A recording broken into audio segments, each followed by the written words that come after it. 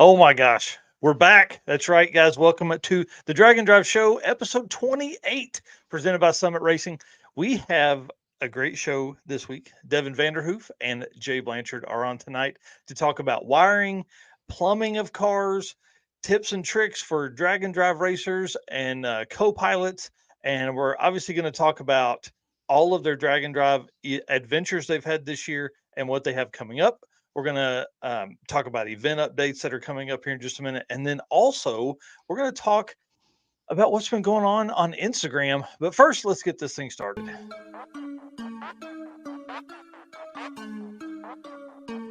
Guys, I'm here with Dave Teresi, Mr. Energy.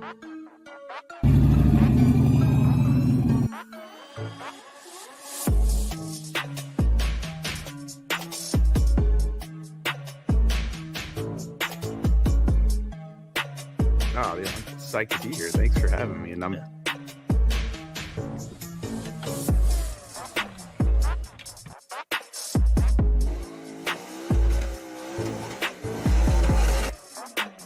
Oh, we're looking this for a 6-something. That's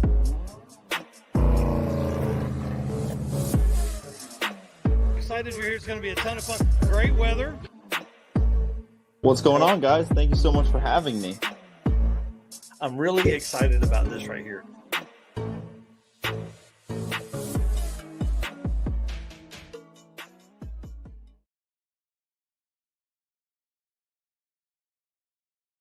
All right. So if you are new here, my name is Mike Narks, and I am the host of the Drag and Drive Show and the Drag and Drive News on Saturday mornings, and pretty much anything and everything Drag and Drive. I am a drag and drive statistician and an addict. So I'm addicted to drag and drive. And we're going to have some of my favorite people on tonight because I'm also addicted to the 850 class. Eric, introduce yourself. Tell them who you are, bud. I am Eric White. I help out a lot with drag and drive stuff like that intro. I always love that intro.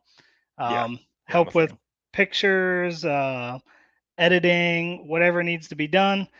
Lately, I've been helping do some graphic design work for other drag and drive events. So racer profiles, flyers, stuff like that.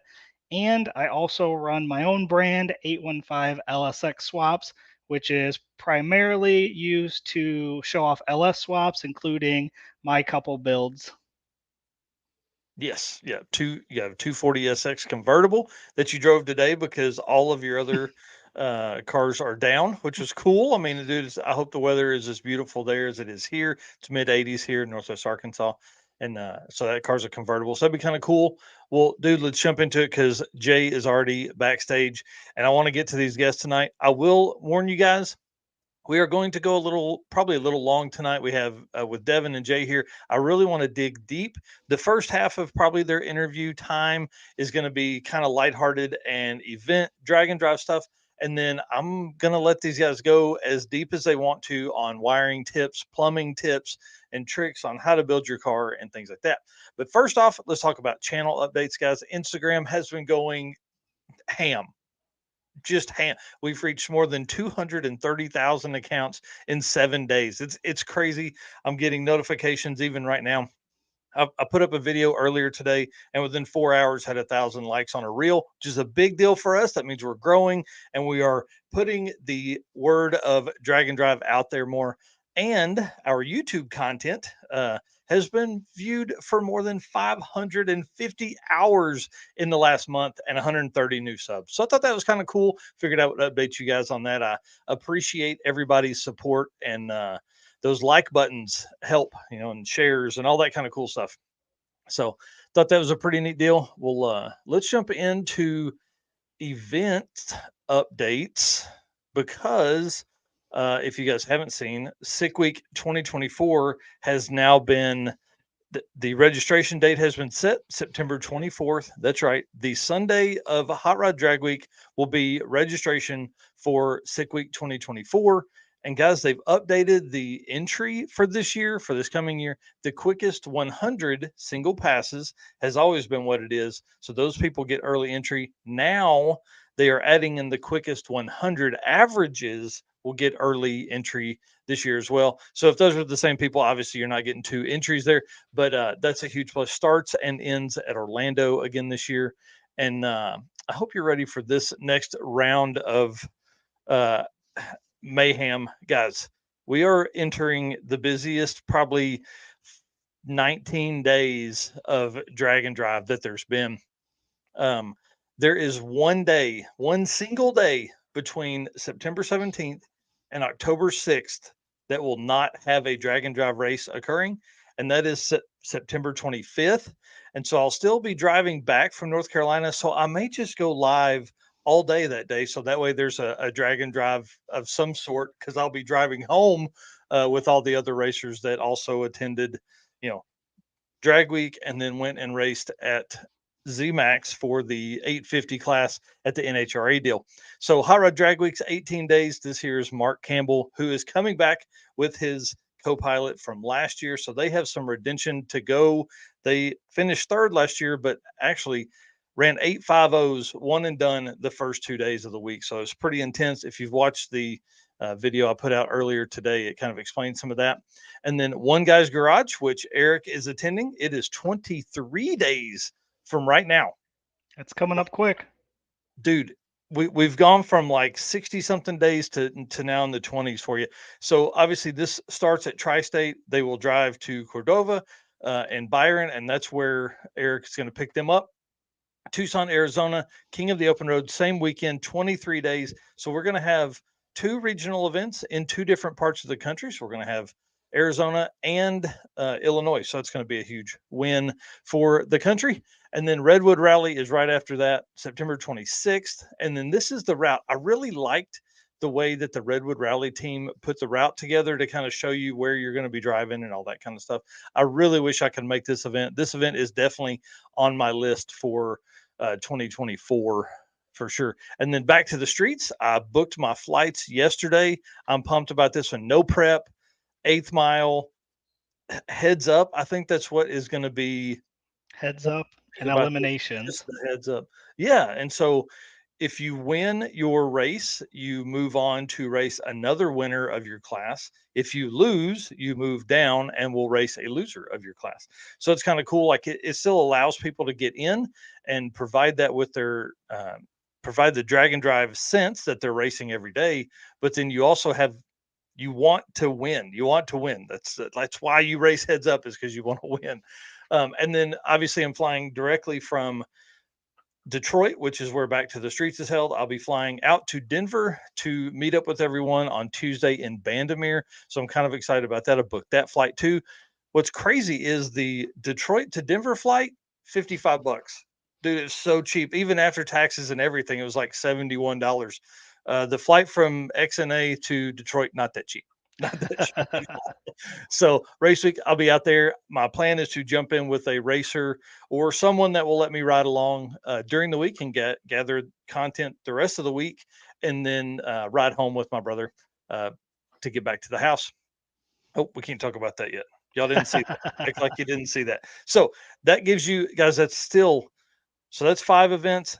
There are still 6 events after that. That means that we have 11 events left still in the 2023 season. Like that was how many events were total in the 2022 season. And we thought that was a bunch. Well, that ain't jack nothing compared to right now.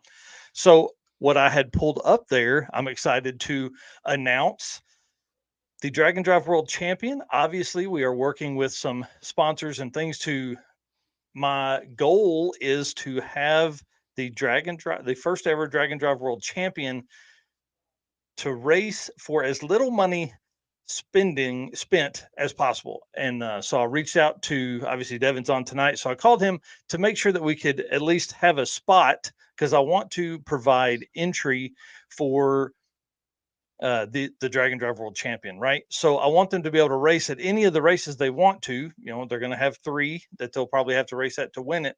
So I want them to be able to have a guarantee there. So I called Devin, make sure, hey man, can I guarantee a spot for Southeast Street Meet 2024? And he said, I'll do one better. He's like, I'll give free entry to Southeast Street and Yeet 2024 to the Drag and Drive World Champion. So that's a huge win for the world champion, and that's a big plus. I really appreciate him doing that, and that'll obviously help in making sure that whoever wins the Drag and Drive World Championship races for as little, it has to spend as little money as possible in 2024, giving them just that one extra leg of I don't know, competition benefit there.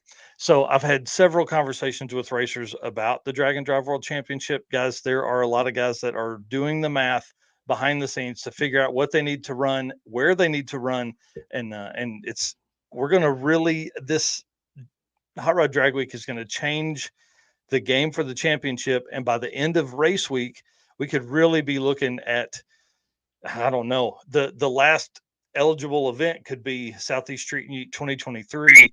And so you start talking about something maybe you've missed, that could be a problem for a lot of guys. If you're not where you need to be by the time you get through with race week, Devin's going to have a big run of people that are going to be coming to him trying to get in there.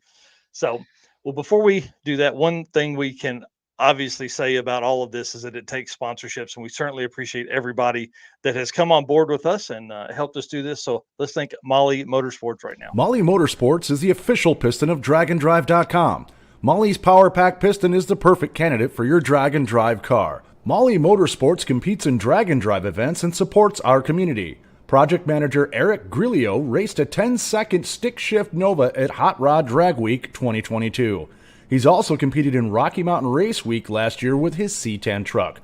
Visit mollymotorsports.com for the most recent line of products. All right, guys. Thanks, Molly, for coming on. We appreciate that. And I want to say thanks to all of our race car friends. You can see everybody listed here. These are our sponsors for the channel, obviously. But, guys, they wouldn't be here without you guys. So we certainly appreciate everybody that has been around since the beginning. And welcome to all the new folks. We do this every week. A live stream, at least the show, and most likely every week the news. So I want to say thanks to you guys. Couple comments here I was going to bring up. Yeah. How was your voice after St. Louis? Dude, it's taken all week it's taken since then to get better. There was 2 days where I didn't say 10 words, I don't think. And then we got Ken White here. He said he made a weekday show, but it is 1 a.m. where he's at. Dude, that's awesome. Thanks Glad for to see tuning him in here. Yeah, for We've sure. got a Facebook user saying seeing you at 2.0. So do you want to give them the reminder about the Facebook user? Oh, yeah, for sure. So that means that you are in the Drag and Drive Addiction Facebook group. So if you haven't joined that, go on ahead and jump over there and join that. But in that group, you need to scroll down and allow StreamYard permission to use your name on the thing. You have to do it every time, sadly. I don't know why, but hey, that's something they probably have set up with Facebook. So anyways, we're almost 13,000 people there. Our growth there has stalled just a little bit. We're at 12,870 or something like that. So nice. Pretty awesome. It's growing too. I mean, everything we're doing seems to be working at least relatively well. All right. Well, we're all caught up on comments, so Perfect. Well, let's jump into the Found on Summit Racing, guys. I'm in this all the time, looking for interesting and neat pieces for the cars we build at my brother's shop, and then also my own projects. They're a huge part of the Drag and Drive community and are a big part of our brand. Obviously, the Drag and Drive show and news are both brought to you by Summit Racing, and so anytime you're looking for parts, make sure you're jumping on summitracing.com and try and find the deal there. I will say I found 2 deals that I thought were pretty interesting because obviously a lot of the times I'm looking for drag and drive related stuff. So the first setup here is I'm going to call that a notch head wrench insert set, $40. What caught my attention is that there are a lot of different sets within this, so you can have like metric and standard and all kinds of stuff, right? So you can run through here, but they also have an AN set in this. So I thought this was a great way to, I don't know, bring an extra set of tools or wrenches within your pack, but these are all like a polycarbonate kind of material. I don't even know. And thought that would be a good way to maybe save some weight, and then also give you some more opportunity there for to carry what you maybe don't need all the time, but mainly for the weight savings. And then, of course, guys, we talked all the time about safety, Stroud Safety Fire Suppression System. I thought this was a pretty decent deal, $550. It's got 3 nozzles and then a 5-pound bottle that comes with it. So again, anytime you can keep your car in good shape and not let it burn to the ground, that's what we want to do. So at least put a fire extinguisher in your car that's easy to reach. So in case something bad does happen, you can reach in there and take care of that very easily. Or if it's not your car, maybe it's someone else's, and you want to be there and have that ability to put out the fire for them. So anyways, that's my found on summitracing.com for this week. I want to say again, thanks to them for being a part of the brand and having a little faith in us. And we might have some new items next week to show off. Oh man, I'm so excited. There's a new Dragon Drive Addiction hat, and obviously you guys saw the T-shirt the other day or 2 weeks ago. I think we put it in with Tommy's car on the back, and then Brian Havlick's 55 on the back as well. So that's kind of exciting to have all that. I love that they are investing as much in this as they can. It's so cool to see that from a brand, especially with as many events as they go to. All right, enough of my blabbering.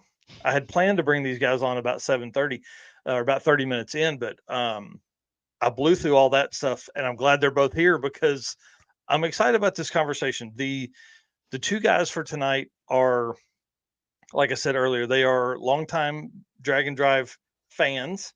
Devin's really dove into Dragon Drive this year. He's paid a lot and has entered a lot of these events, but didn't necessarily get a chance to participate. And he'll be able to tell that story here in just a little bit. But Devin Vanderhoof owns HCR Innovations, won Sick Week 2023 Rowdy Radio class with a record-setting 4.644 average. That was driven by Jordan Tuck. It's the quickest 8th mile class average ever of any 8th mile event. I don't say that 7 times fast. We're kind of getting into these micro records, I feel like, but like that really is what it takes, right? And that's on a 235 tire. And then I can't remember who drove. Oh, Josh Davis drove the car for Six Summer and won the unlimited class on a 275 tire with a 717 average. And I think, and we'll know here in a minute, but that's the quickest ET average on a 275 in Dragon Drive history. And then Jay Blanchard owns J Wire Solutions, and he is part of a team that is a huge 850 class racer. So the Nova that him and Brian Acton race is badass. I love it. They really are some of my favorite people within this community. They have won 3 events this year. The circuit, our event that we put on at Mocan, they won it with an 8.539 average. They won a race, like a weekend style race, not a Dragon Drive, but imports versus domestic. They won that 850 class. And then they won the Summit Racing Midwest Drags class with an 8.529 average. And they're coming to Hot Rod Drag Week 2023. And I'm doing this because I'm really excited, because if they had had a little better run day 2 last year, they really could have been, I think, a winner in that class based on the times that I saw. And then obviously what they're going to do this year is going to be just out there. They've had a whole nother year of testing and in that car. And then they are also sitting at 66 points in the Dragon Drive World Champion point series. So there's a lot that can happen with those guys. So let's bring them on. We're going to bring on Jay first and Devin here. How are you, gentlemen? Hey, how are you? Man, I'm ready. I feel like I've been blabbering about you guys and just talking you all up, but now it's your turn. So why don't you do just a quick intro, and probably the easiest way to do this is we'll go Jay and then over to Devin. So quick intro and then recap of the cars that are raced. All right, so Jay Blanchard. I'm gonna try not to say a bunch tonight. We Brian Acton and I raced a 1970 Nova, and I had to take some notes. This year so far, we've competed in Sick Week, the circuit, as you mentioned, the import versus domestic race, Midwest Drags. We have Drag Week coming up, Back to the Streets, Matt Lang's event, and then we're going to do a race that I'm actually sponsoring called Drop Hammer, which is a kind of Michigan-based no prep, drag and drive event, limited prep, if you will, and currently sitting 7th, I believe, in the World Championship points. So that's me in a nutshell. Right. And Devin? Devin Vanderhoof. I wire and tune and plumb cars, and we race. I own this. Oh, shit, I'm in the way. There it is. That hunk of shit. White 93 convertible, Fox body. I don't know what we won this year. We won Sick Week for 235s, Rowdy Radial. We won Sick Summer in Unlimited, which was funny, right? Like, we did that just to be funny, right? It was just like watch this, and that's not me being arrogant. It's just like we literally entered Unlimited because I was like, well, you can't bitch about us if we're Unlimited, so screw it. Yeah. And then we won a handful, we have so many races down here that they're not really worth mentioning. You know what I mean? Like there's one every weekend. So Nice. So I'm typically at a racetrack just about every weekend or a couple days during the week. It's really me in a nutshell. And we're doing Drag Week because it's in my backyard. Right. This is the 5th year that they've gotten money from me, and they're actually going to see me this year. So that's exciting. Yeah. So well, that's about it. That's really all. That's all I'm about. Yeah. Ken White says proper hold my beer win on the on Sick Summer. That was a fun week to be around. I'll tell you that car just put work in. And what's wild is when we were at Tri-State, I think you guys turned you one and done every day, and you're one and done on.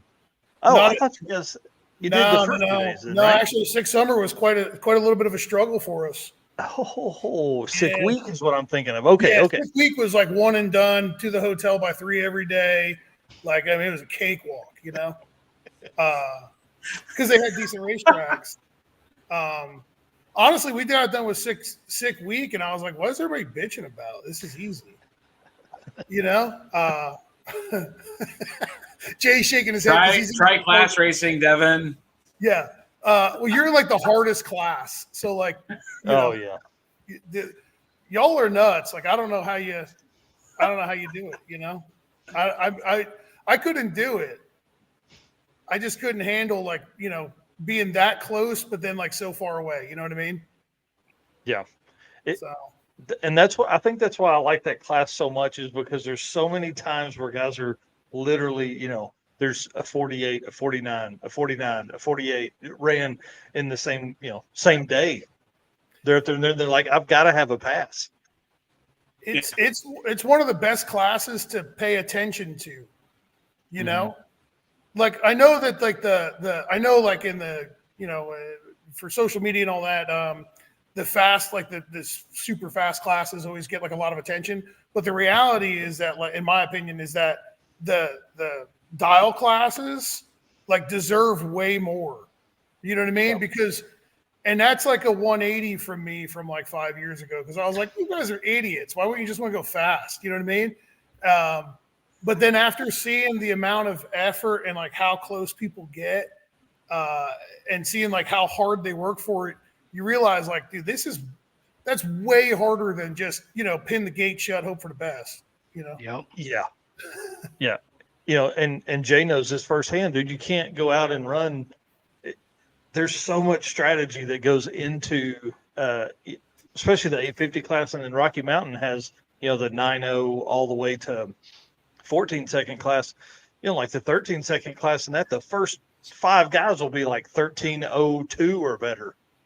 So it just gets harder and harder. I can't imagine. And that's what I like. I always say an 850 car is my favorite, because that's a car it's easier to get in and out of. It generally is going to have the look of a like a regular car you'd see in the parking lot. You could walk by an 850 car and be like, "Oh, that's a nice car," and then the son of a bitch runs 160 something miles an hour in the quarter mile.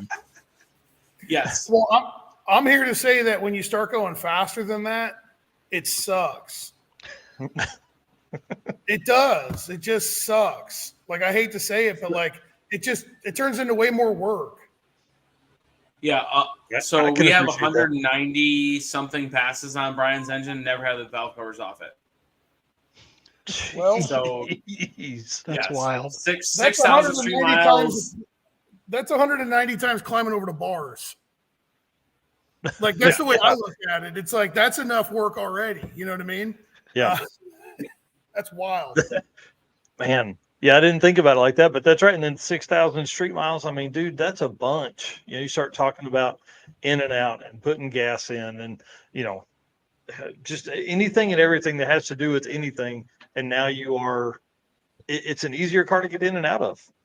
Yeah. Yeah. And then we take, 100%. so Brian has swing out door bars and we take them out for the drives. So it's even easier because they pivot out, and Devin's so pissed right now. Yeah. There's not removable door bars on a 750 cage, right? Well, I got a 600 cage. Yeah. Yeah. I think you go 750, they're X bar, and then at minimum you're weld in for the down bar. Yeah. I think you're X for 750. You're certainly X for 6.0. But we take the door bars out. It's literally like 2 3/4 inch wrenches, and then I'm looking out at the driving trailer right now, and we have a spot right now, provisions to like hang them and then pin them in, so it's easy for us to not have to screw them for the drives. Wow. I bet you wouldn't want to put 6,000 miles on the car if you had to ride in mine for about 1,000 of them. or 100. Yeah. You totally do. You know, again, like I stated earlier, once you start going faster than 850, it sucks. It just, you know, I mean, I ain't knocking anybody who's going faster, whatever, but it's just, it's so much more of a job, you know? Yeah. Well, I mean, you know, you talk about a car that, like, what would you say the horsepower difference is from a car that's going to run 850 to a car that's going to be competitive in a 750 class? 750 is probably about, I don't know, I would say probably like 900,000 horsepower difference. Wow. Depending on weight, you know what I mean? Yeah, like, I was gonna say we make 1,080-ish to maybe 1,100 to take Brian's car to. So number. Like to take that car and go 750, you'd probably have to make probably make about 1,800. You know what I mean? At whatever weight it's at. You know what I mean? Yeah, somewhere around there. Yeah. I mean, I think the car will go like 780s, maybe like turned up. But right. I mean, turned up for us is 1,250, maybe tickling 1,300 tire. I always kind of refer to it as like, in the drag and drive mentality is like, I'm saying it needs 1,800 horsepower, so you only have to use about 13, 14, 1,500 of it. You know what I mean? Yeah. So you don't have to like really lean on it so you don't kill them, you know? Yeah. Well, and you start, I mean, like just the difference in that and the parts that it takes to go that much faster and how that hurts drivability, you know? Yeah. It makes drivability miserable. Yeah. So with your car being a convertible, what's the, like, is there a different rule set for that at that level? Or is it like, hey, we're not worried about the body or anything at that, you know, you're building this cage? When it comes to the safety part of it, the SFI really only cares about like their chassis like, you know what I mean? So if the top was down, you'd have to wear arm restraints, but that's it, you know? Yeah. We don't race the top down. Is that like a Kevlar roof or something on there? What, just factory Ford Mustang roof? Yeah, I buy a new one just about every year from Late Model Restoration because it grows, right? Oh yeah. You know, it gets a little bit bigger every time we go race it. I have to like adjust. Like when we went to Sick Week, it didn't really do anything because we only went like 170 because we were only running 8th mile. But when we went to Sick Summer, we went like 218, and we got home and like I'm looking over the car and like all the back of all the convertible top stuff in the back is all like real baggy. I was like, oh, Nice. I guess we gained an inch or so. You know what I mean? So Yeah, yeah. You guys were fastest mile an hour of the event as well, right? yeah. That's because those big stupid floppy tires don't know how to back half. I mean, it's not my fault. You know what I mean? They sell radials every day. You know? Yeah. Yep. Well, do you think at some point we'll see the unlimited class go to an 1/8 mile setup, or do you think they'll keep running quarter mile, like in the national big events like that? You guys would probably know better than me. I would hope so, but probably not. Yeah. You know, probably Yeah, not. I think the allure to like a lot of the people that are in the drag and drive world is to see quarter mile times. They want to. Like, that's what they relate to. You know. And from from any racer's standpoint, like doesn't really matter. When you start getting really fast, you get to the point where you're like, well, we should probably slow down. You know what I mean? And like if you just cut like that second half of the track off, you just be like, oh, okay, we're fine now. You know? Yeah. I'm not a fan of quarter mile, but we have to do it. You know? Yeah, that's for sure. Again, trying to compete with or trying to let everybody, I guess, build that's one thing we need is more spectators. We need more spectators to come out. And that's probably the hardest part about drag and drive stuff is we're there on a Tuesday afternoon, or Tuesday morning somewhere. There's people have to, you're only going to get hardcore drag race fans to be out Tuesday morning at 10 a.m. to watch drag racing.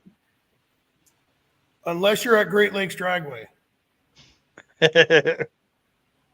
Jay, you were at Six Summer, right? Nope. Oh, you weren't? Oh.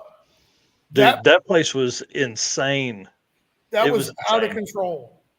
They were turning people away by like 11 o'clock in the morning. Wow.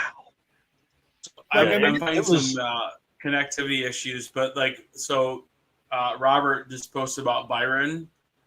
I was enamored the 2 years I've been to Byron, and it's the same deal. We're literally we're rolling in, and spectators are rolling in at the same time, and I'm like, the stands are packed. It blows. It's a Wednesday, and people have taken the day off from work to go watch drag racing. It's phenomenal. Well, I'm telling you, at Great Lakes, I don't think anybody in that whole state works. Because that place it was elbow to elbow, standing room only everywhere. I mean, it was insane. Yeah, it was a fun track to be at, and the way the burnout box kind of comes up, and then you're up on the track. Yeah, it was pretty. That was a neat track. Tons of spectators. Yeah, Great Lakes used to do a big no prep event, and now that hasn't been there in a few years. So whenever something like this comes around, everybody wants to come out and watch.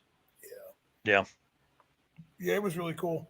I had a good time there. Well, but what do you guys? I mean, what's something that you guys contribute to your success this year? Like, what has, I don't know, put you guys over the top? I mean, Jay and Brian has won several events. You've won several events. I mean, what gets you there? Jay, you want to go first? Hey, Mike, I'm gonna interrupt you for a second. So patch me out for a second. I gotta connect. Oh, he's gone. He gone. Well, I'll answer that. Mine's pretty simple. It's complete and total obsession. I mean, that's honestly the easiest way to go about it. I've been racing for a long time. I've been around racing for a really long time.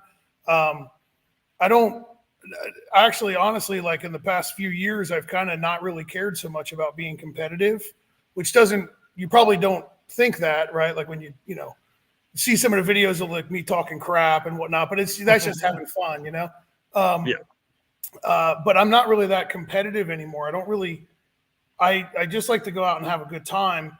But with that said, in an effort to have a good time, in my opinion, is that you kind of need to have a semi-bad time when you're getting ready to go out, have a good time. You know what I'm saying? Okay. So you have to work really hard to prepare for it so that you do have a good time. Yeah. You read all the stories and you hear all the stories from people that are like, oh, we're on the side of the road changing a transmission. We had a blast. You know where you would have had a better time? Like in the hotel parking lot eating tacos and like BSing than you would have if you didn't have, you know what I mean? Yeah. And that's my that was my thought, you know. Well, that and the biggest part for what we see, because I mean, dude, we watch every time there's a drag and drive, we see it. The attrition rate. If folks weren't thrashing to get their car ready, they would finish a lot more. Mm-hmm. And a lot of times, what it ends up being is people enjoy telling the story of the thrash, and then you get there and, oh man, my shit broke. Okay. Well, so it's not what you should have done. I think that it like when you go through one of them, like, you know, you go through a drag and drive and it's like trouble free, right? Mm-hmm. And you're like actually trying to push yourself, right? Like trying to go faster and faster, and you know what I mean? And it's trouble free. You go home from that and you think, well, what did I do right? What did I do wrong? What can I do better? Mm-hmm. And I'm big on like taking notes, you know, on my phone or paperwork or whatever. And like I jot stuff down throughout the week, and I'm like, I won't do that again. Oh, I won't do this again, you know? So when I come home, I can kind of have a game plan for the next one.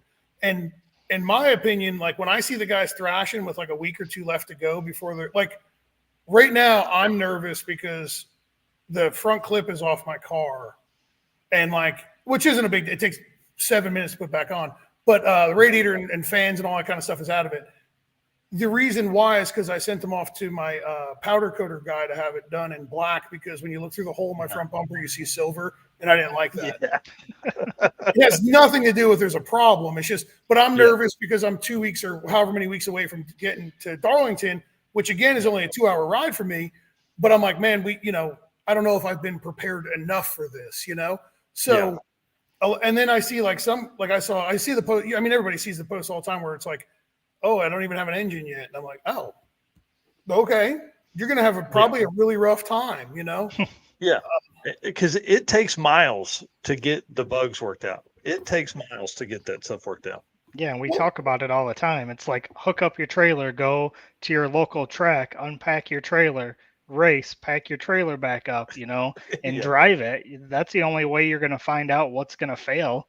And then the longer you have a car, you know, the people that are building a new car every year, you're not as familiar with it. So the longer you have the car, you can upgrade stuff slowly, and then you don't have to worry about thrashing and putting something together last minute to make it. I can tell you, like with my own car and like my customers, I have a customer who's going to be at Drag Week. His name's Alan Whitaker. He's actually become a good friend now. He's got that beautiful green Monte Carlo. I don't know if you guys saw that car's coming. Yeah. So dude, that car is so nice. Oh, it's beautiful. We wired that car, we plumbed that car, and I tuned that car. Alan is an amazing person. He's a different breed of person than I've ever found. Right? I've never met anybody else like Alan, which is awesome. It's fun to deal with somebody like that. But we were talking about prep, and Alan, we got his car done, I don't know, maybe month and a half ago or something like that. He has been at a racetrack every weekend testing. Yep. He's been driving it up and down the highway. He's been hooking his trailer up. He's been doing maintenance on every little nook and cranny. The transmission's been out of it 4 times because we've been trying different converters, because that's actually a really difficult combination to tune. It's actually the hardest combination I've ever had to tune in my life. Wow. Just because of its weight, gearing, lack of power below 5,000 RPM. And you know what I mean? Like, it's a combination for disaster. But he's been like busting ass. And I don't know what his real opinion would be, but I would assume that if he can just show up on day one, make a pass, and even if he just drove an hour from the track and something broke, he would probably still be thrilled. Yeah. Obviously the goal is to make the whole thing, but like he would still be thrilled. But he's been like busting his ass prepping for it. So to me, it's crazy that some people are like, yeah, we got 6 days. Let's go find a car to build. It's like, what? Yeah, why? What are you talking about? Right. I want to pause real quick because Red Hat Scotty. So he said the funnest week we've had was the same one where they put the motor in the car in the parking lot. Lack of sleep taught him so much, right? ahead of that, that car was done and ready. Like he had been driving it, he had it on several events, and that car was sorted. And then I don't know. He's told the story, and I don't remember what happened. But the old setup let go, and they had to get a new engine. So I mean, like, while yes, the Thrash is cool once you're there. I think the more time you can spend ahead of time, the better. Well, like so that instance where you heard a motor, right? Okay, they changed the engine, which is like more than I would do, right? Like I'm not doing it, right? More power to you, dude. Like, I mean, I'm proud of you, but I'm just not there anymore in life. But now if you put a motor in the car and it was brand new in the parking lot and drove 30 miles and then the brakes failed, and then he drove another 30 miles and he broke an axle, and then he drove another 30 miles and then it started overheating, that's not a fun week anymore. Right. That's just a week of shit. I don't know if I'm supposed to say that. Yeah, no, you can. It's fine. Okay. We're adults here. How dare you curse? Yeah, well, how dare you? I commented on your post and said I try to be on my best behavior. I'm appreciate them. Appreciate you. That's hey, listen, I've heard some of the old Slapping Mechanics podcasts with Devin. It's there's some good stories there. Yeah. And that's what I'm saying about Red Hat Scotty's car. And that motor stayed in that car for like 5 other events after that. And it's just the same thing. Everything else has worked out. So it's just like shit's going to happen. You're going to blow something up eventually. Oh, for sure.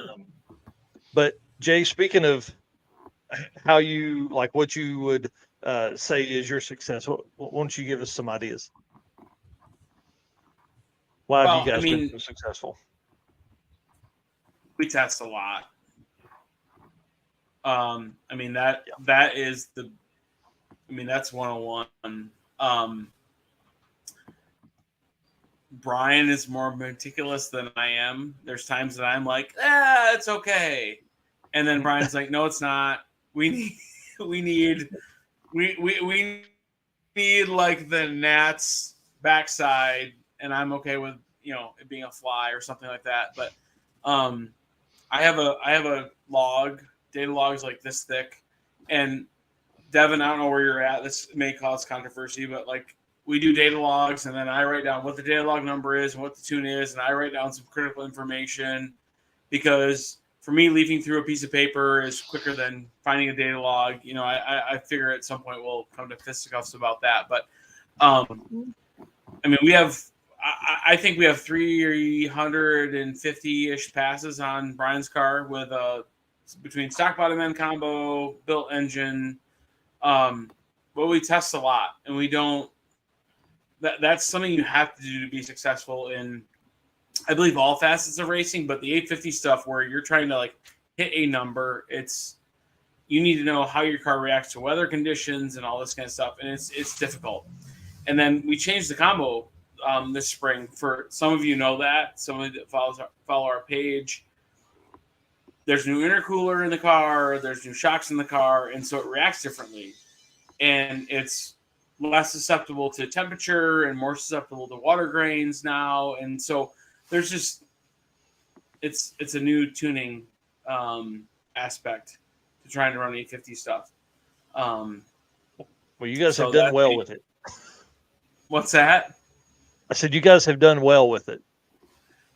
Well, and that's where like we are our own worst enemy. Like we have not done well enough. I mean, we went 8,500 at import versus domestic, and that was awesome because it was second round qualifying, and then it was this goofy format for the first round of eliminations. But like no one pulled up next to us, and I'm like, yeah, because no one wants to race us, and. Right. So that's awesome because everybody knows you're the king of the roost, and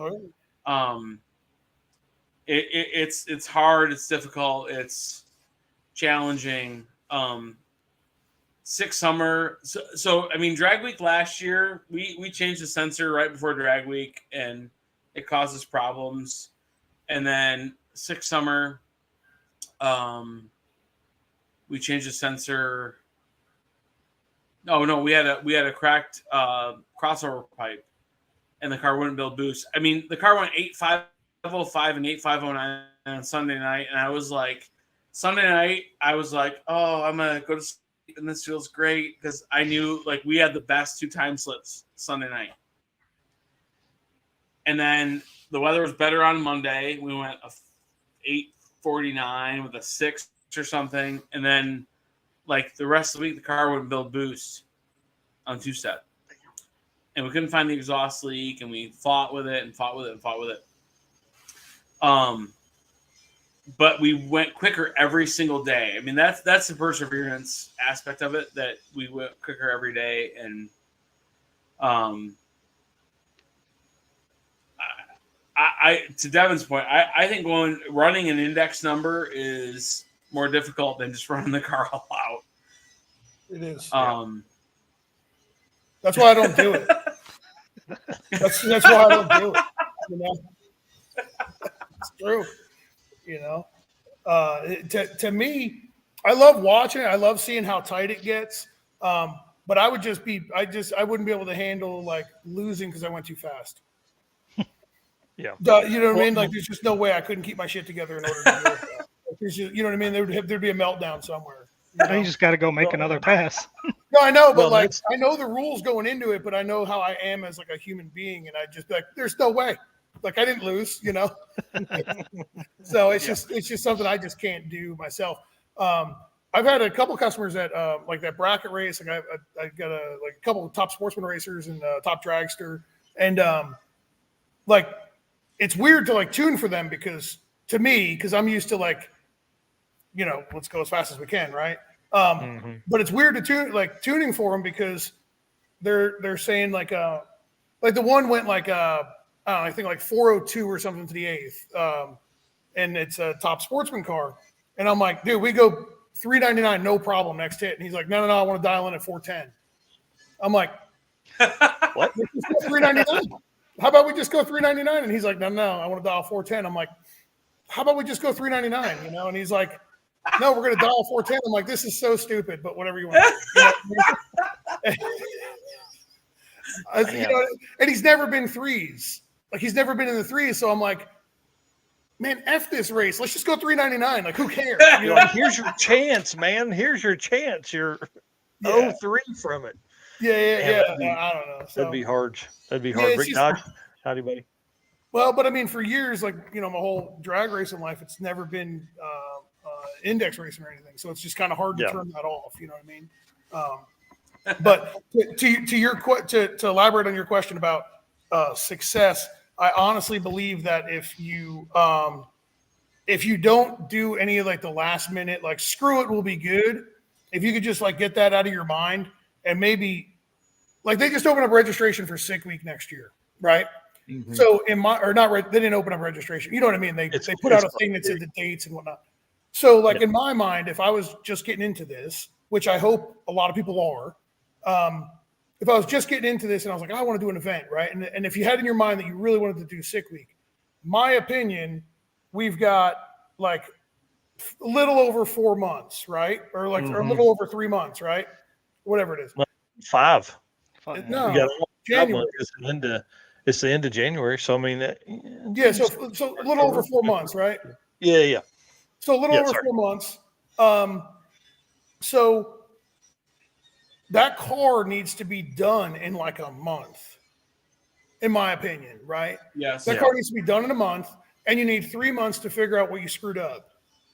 Well, it depends where you live too, because if you live in the Midwest, you're not going to be able to do anything over the winter. You're not going to be able to take it out and drive it either and test it. So here's the thing: like, if that's the case, then you need to have a time that you need to build in time where you could actually take that car somewhere else and drive it. Right. You know, and so that's where that obsession comes from, right?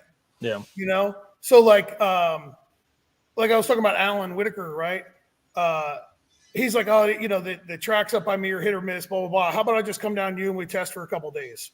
And I'm like, there's 95 outside and like 9,000% humidity. It's miserable. Like, you don't want to come here, you know? Yeah. And he's like, no, he doesn't care. Yeah. Well, it's actually what's weird is like when we were up at Six Summer, the air sucked. Like it was, I mean, in my opinion, it sucked. It was like, 3,500, 4,000 feet the whole week. And Here it's like 2,500 to 3,000 foot, even when it's like really crappy outside. You know what I mean?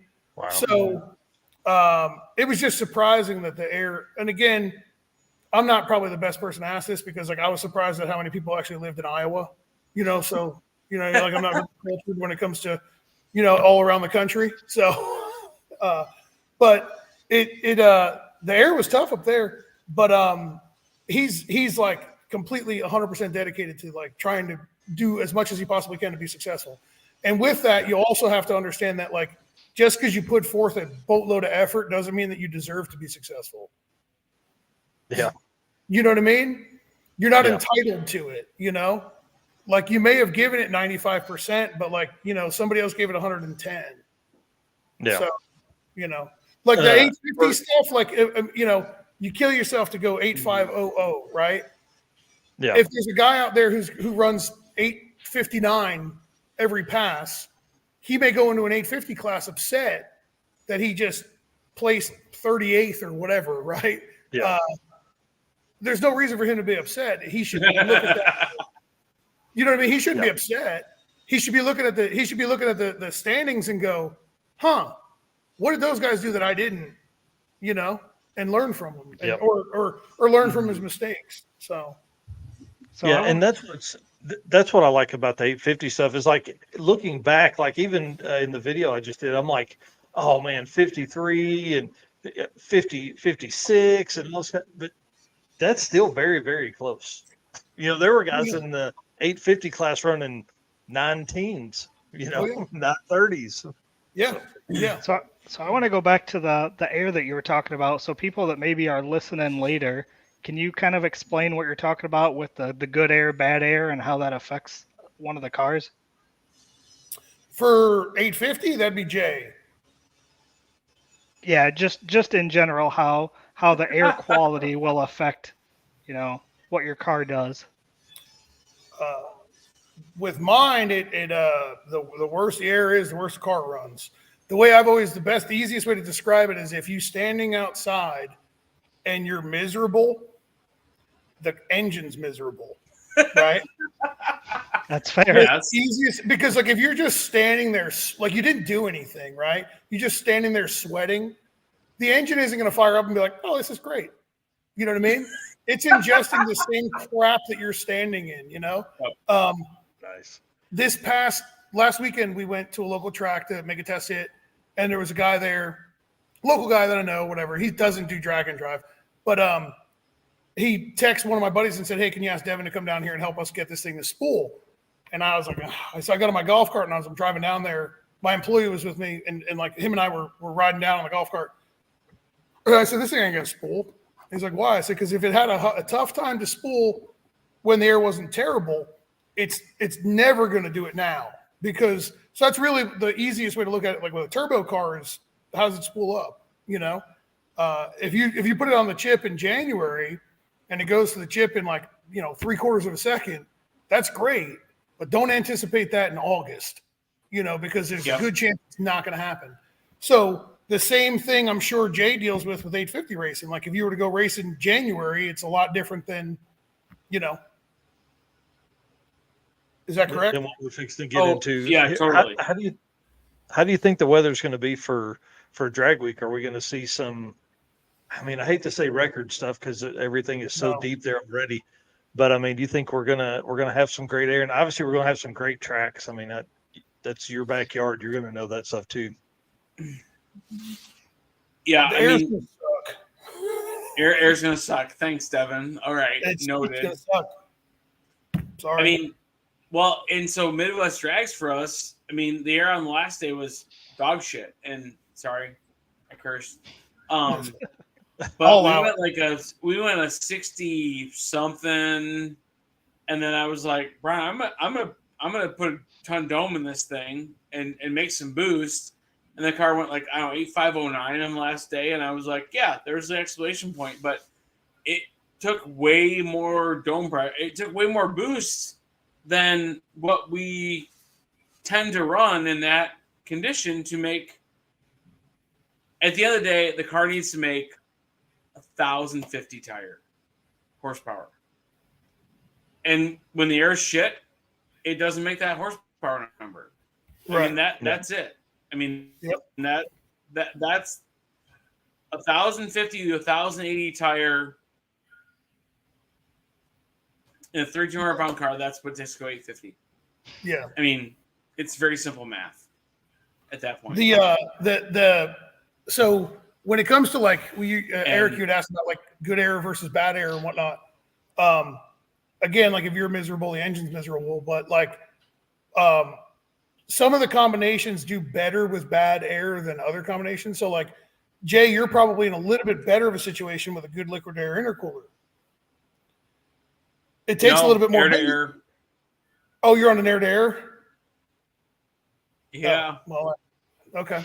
Well, yeah, they made a big upgrade. They made a big upgrade in their air to air. Yeah, Garrett Core now versus Treadstone, but air to air still.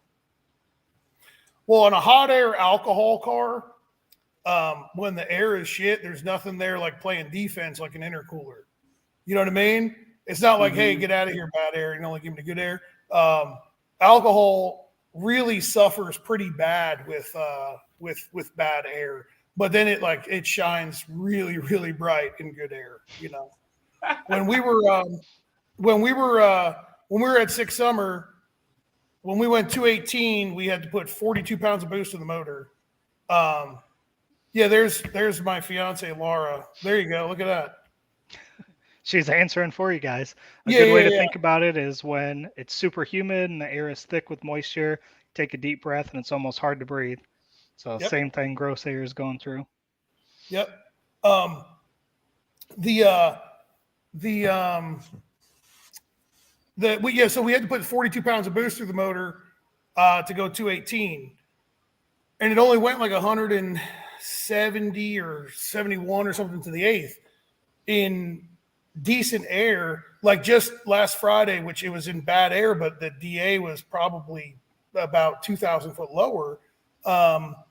We had 34 pounds of boost in the motor and went 170. So with 8 pounds of boost less, still went the same 170 mile an hour to the eighth. Wow. So with similar 60 foots, you know? Yeah. Yeah. That's crazy. Well, and I think this is why it's good for both of you guys to be on, because like Jay's, like you're trying to run to a wall. Essentially, you can't go faster than Devin's other side of that, trying to go faster. What has Alan's car ran so far? Just went 470 to the eighth on like, I don't know, 20 something pounds of boost. Come on. Yeah, I don't remember what it was. I mean, I have to pull up a log, but Alan's car is unbelievably nice. It's gorgeous. When you get the opportunity to see it in person, take some time and look at it. Look it over. Alan's car is very detail oriented and beautiful in every way, shape, or form. The thing that I don't like about Alan's car is that it is enormous. it is a big boy. It is a big car. And it's hard to get a big car moving. And we went through, I shouldn't say we, because I didn't pull any transmissions, right? So I don't want to take any credit for this. But he went through some hell with torque converters, and it's not the torque converter manufacturer's fault. It's a bad combination of stuff to try to make a torque converter work. And with a turbo car, a torque converter is everything, right? Mm-hmm. If you put the wrong torque converter in a turbo car, it'll ruin it. And we struggled a little bit to get. Hey, Devin, what's his car weigh, real quick? I don't know if I'm allowed to disclose that, but it's north of 3,600. Heavy.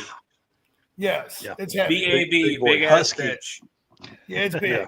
Yeah. There's the car right there. Yeah. It's so gorgeous. So all the work done there, and it's absolutely beautiful. Yeah, stock seats, they've been like cut out for the crotch straps, and like the back seats in the car and like all cut out and sewn back together around the bars. It's unreal how nice that car is. I don't even really like looking at it because I spent way too much time on it. You know what I mean? Like I have way too many hours invested in that car. But no, so he's been like 474, I think at 160. But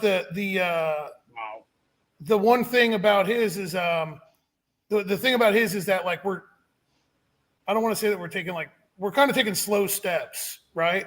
And the reality of it is whether Alan wants to hear this or not, hopefully he's not like mad if he hears this, is that I'm more concerned about his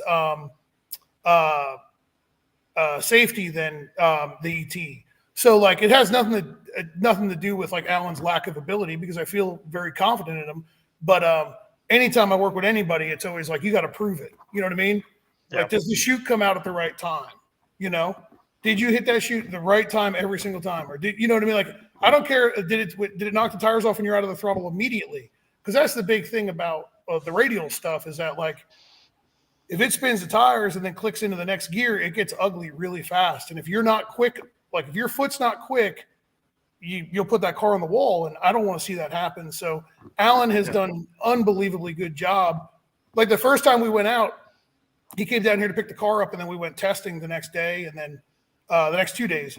And the first day I was like, all right, we did a private rental. Nobody else was there. And I said, all I want to accomplish today is you doing a burnout. And he kind of laughed, and he said, just a burnout? I said, dude, it's a big, heavy car, and it's a turbo car, which don't make any power down low. I said, it's not an old pro stock car like you're used to. And he said, all right. And it, 2 or 3 attempts, we got it right. You know what I mean? And he's repeated. He's done it over and over again. But I think the goal, I don't know what his exact goal is for drag week, but survival and worry-free and trouble-free. You know what I mean? So well, yeah, I mean, on a car that's that new, and I mean that car, as nice as it is, that's got to be a considerable build time. It's not something that was thrown together in 3 weeks. That's a car that's did a lot of planning, and now he's out testing. That's cool. Yeah. Well, hopefully everything goes well. You know what I mean? So yeah. I told him though that I'm not. I ain't waiting around for him. You know what I mean? You better get yourself ready. Get your passing. Get ready to roll. You got places to be. You know what I mean? I got to go. Yeah. Parking lots at 10 p.m. That's where I want to be. Oh no! I want to be in bed by 10 p.m. I'm with Devin. I want to be in parking lots at like 4 at the latest. Right. Yes. Nice. If I could be the first one at the hotel, I get the best parking spot. Well, that's a good point too. That's a good you know point what I mean? too. So, well, I thought this question was really good here. So it says, I guess there's no popular system to switch from one fuel to another, like 93 to alcohol, but there's a lot of guys that run a dual setup, right? Yeah. Oh yeah. Yeah. Go ahead. I mean, we will talk about it. I mean, like, Devin, you're more versed in this, like late V5 and definitely V6. Holly stuff is allowed, dual fueling, to very easily switch. Do you run pump to methanol on your combo? Yeah, so we drive. So we drive on 93 and race on methanol. I do not do this, nor do I really believe that it is a good idea, and I'll argue about this. Some of the guys really think that it's a great idea to just drive it on pump gas, and then like go to the burnout, do your burnout on pump gas, and then like while you're building boost, switch it over to alcohol. Terrible idea. Yeah, I agree with you 100%. Yes. Yeah. Absolutely terrible idea. I've done it. I can make it happen. I can program it. I can tune it. Do I want to? No, because it's stupid. Yeah. If you know what I mean? So the way I look at it is drive it on 93. And I've told customers this, like, so it's like, I'm not, it's just who I am. If they insist, well, this is what I want to do, I'll be like, fine, I'll help you do something really stupid. And then after you heard it, because you burn up a plug or something, then you're going to call me and go, well, what happened? And I'm going to say, remember when I told you not to do anything stupid and you did? Well, here we are, Yeah. But the way we do it with my car, like the way Alan does it with his car, you drive it on 93.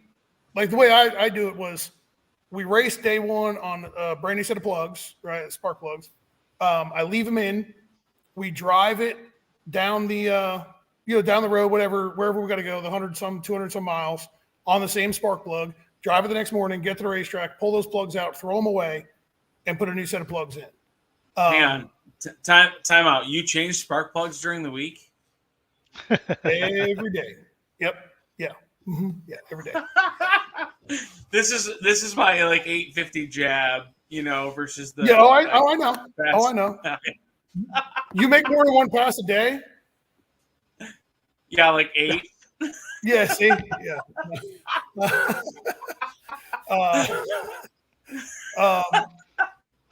So this is gonna be fun. Oh yeah, for sure. The pump gas driving is the way to move. You know what I mean? The dual fuel is like event. I've done so many cars on dual fuel now, whether it be like 93 going to race gas or like we just did a 300ZX. That's going to be, I believe he's going to be at drag week. He drives on 93 and then races it on race gas. You don't have to change plugs for that. It's all gasoline. You know what I mean? Yeah. I actually, when I did the car, I fired it up and I sent him a video and I was like, okay, now we're on pump gas. Okay. And it's still idling. Here we go. And now we're on race gas. And you couldn't even tell like a transition because it's a similar fuel. Yeah. It transitions smoothly. Swapping from 93 to alcohol is not smooth, no matter what you do and how good you are. It's just never smooth. Devin, what's your thoughts on E85 to methanol? Better or not so much? It's easier. It's definitely easier to do E85 to methanol for sure. Yep. But I'm a pretty staunch hater of ethanol. It smells like cat piss. So that's it. That's really where I stand on that. I mean, I know that sounds terrible. I said if it didn't stink, I'd use it, but it's right. Like cat piss. I can't use it. And it's a great night. I say that, but it's a good fuel. I just hate the way it smells. I mean, it is a good fuel. It does really good. How about check valves? For what? I don't know. Right, for the dual fuel setup. Yeah, I'm assuming it's the same person here that's trying to do dual systems on taco time. Oh, just a big single. Keep two, yeah, just keep two set. Yeah, like that's the best move. Just keep two like completely separate systems. You know what I mean? That's now, when you say that, are you two separate, like two sets of injectors, or are you? Yeah. Yeah. That was one thing I was thinking of earlier today is how much better that would be, because then you're running your alcohol or methanol setup from one tank to those injectors, and you're running your pump gas 91, 93 from, to one set of injectors. So like there's a couple of really high profile people in drag and drive world that do ball valves and like, a bunch of, I don't know why they do what they do, whatever. And I was told by a couple people that what I wanted to do, like with Alan's car, wasn't going to work. So I said, oh, okay. And then I did it and then laughed because like, you're wrong. And then, but there's some people that think that that's a good idea. And I mean, I guess like more power to them. But like with Alan's car, he runs 24 injectors. In my car, we run 24 injectors. On some of the other dual fuel cars, almost all the other dual fuel cars I've ever done are 16 injectors. So, gotcha. But they built the intake manifold with 24 holes in it, so we got to fill them. You know what I mean? Yeah. Well, I mean, but that's the move, though, man. It's very, very fast. So why wouldn't you? Hey, it's a different realm. We have 8 injectors, and we run the same 8 injectors all the time, and we always run the 85 cat piss fuel, whatever.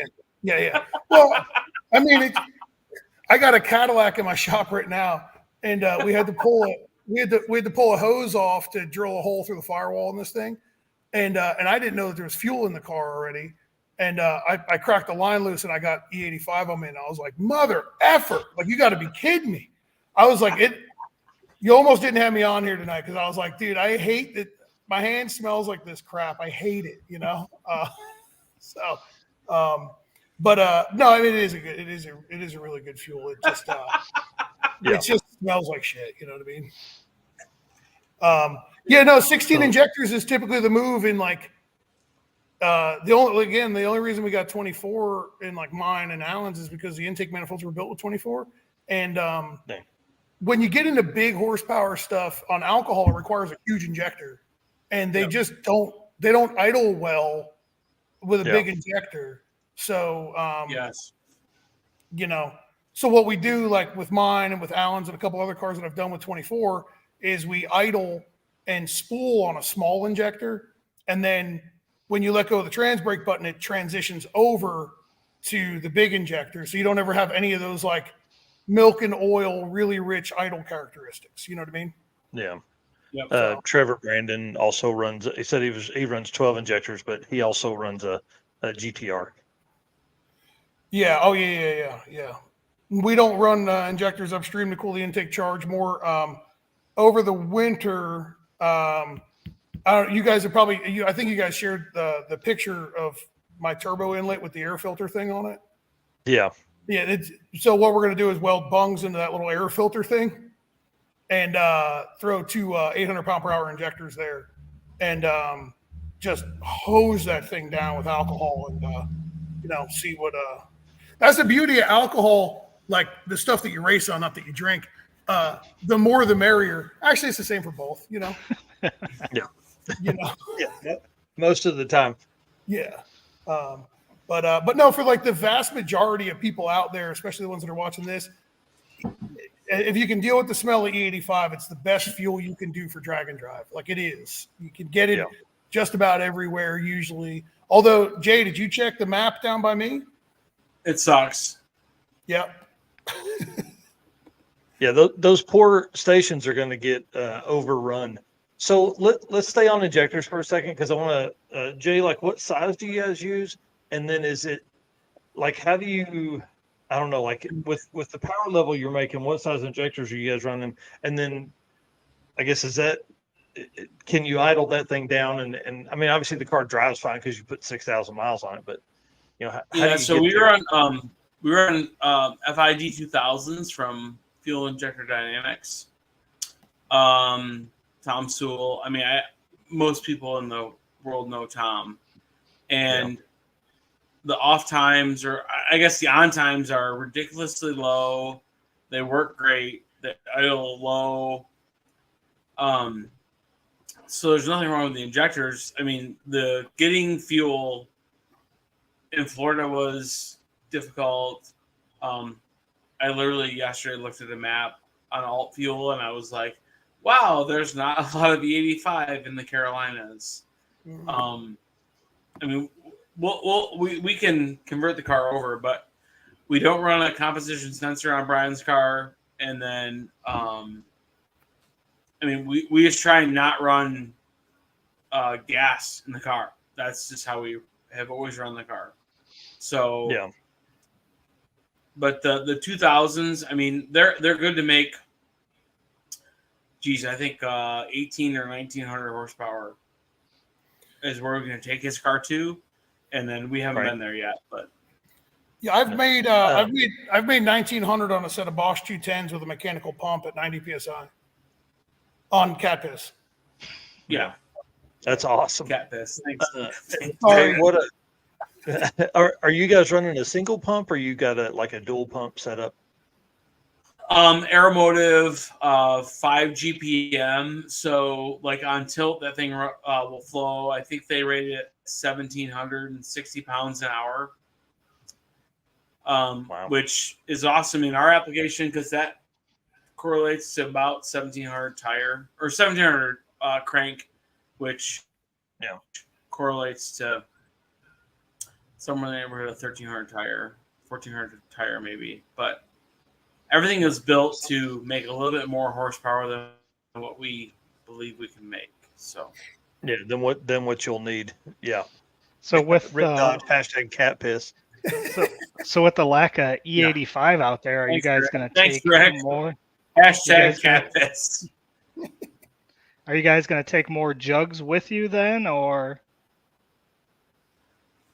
So after sick week, we added a third jug, so we have 15 gallons now. I mean, at the end of the day, we can make the car run on gas. That's not necessarily a problem. I don't want to. Again, fuel contamination, junking up the system and all that kind of stuff. So we'd rather not. But like I said, there are some checkpoints I think we can get to that don't cause us much problem. but it's amazing how much more E85 is in the Midwest than there is in the Carolinas and down in Florida. Well, shit, that's where they grow all the corn. Right. It's the Midwest. Right. Yeah. So, send some down Devin's way. Oh, I don't right. But you just buy a 55-gallon drum of it and just put it in the trailer. That's a lot of weight. Can you imagine lugging the 400 pounds of fuel around? My trailer's 18 Devin's going to be like, I carry this much methanol and all this bullshit. That's what he's going to say next. But no, actually, we don't use a lot of we don't carry a ton of it. We carry 15 gallons of alcohol in the little like we built a tank that holds 15 gallons that bolts on the side of the trailer.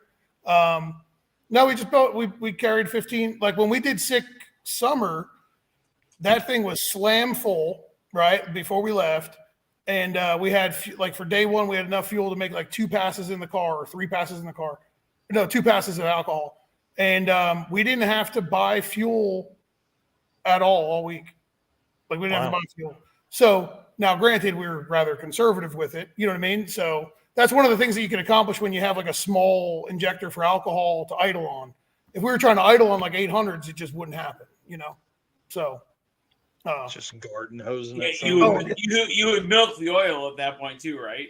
Like yeah, typically, yeah. But I mean, milking the oil is one of those things that a lot of people get all worried about. But if you can get the oil hot enough, it doesn't really milk because you cook the condensation. Well, yeah, and it's not a problem in your application or ours where you're driving and the oil temps are high enough, right? Like it's not like a pro mod where you're gonna be like, hey, I'm gonna like run the car for like less than a minute total, and it's different problems, right? Well, yeah, for sure. But no, I can tell you a little story about dual fuel and how it can become a problem, though, right? Day 3 of Sick Summer, we were at Great Lakes Dragway, and we've always had a system. That we make sure that we show up at the racetrack with like next to no pump gas in the car, right? So my car is set up to be like 56, 57% on the nose. What I mean by on the nose is like front weight bias, right? Okay. We wound up getting gas the night before, and we were a lot closer from the hotel to the racetrack than we thought we were.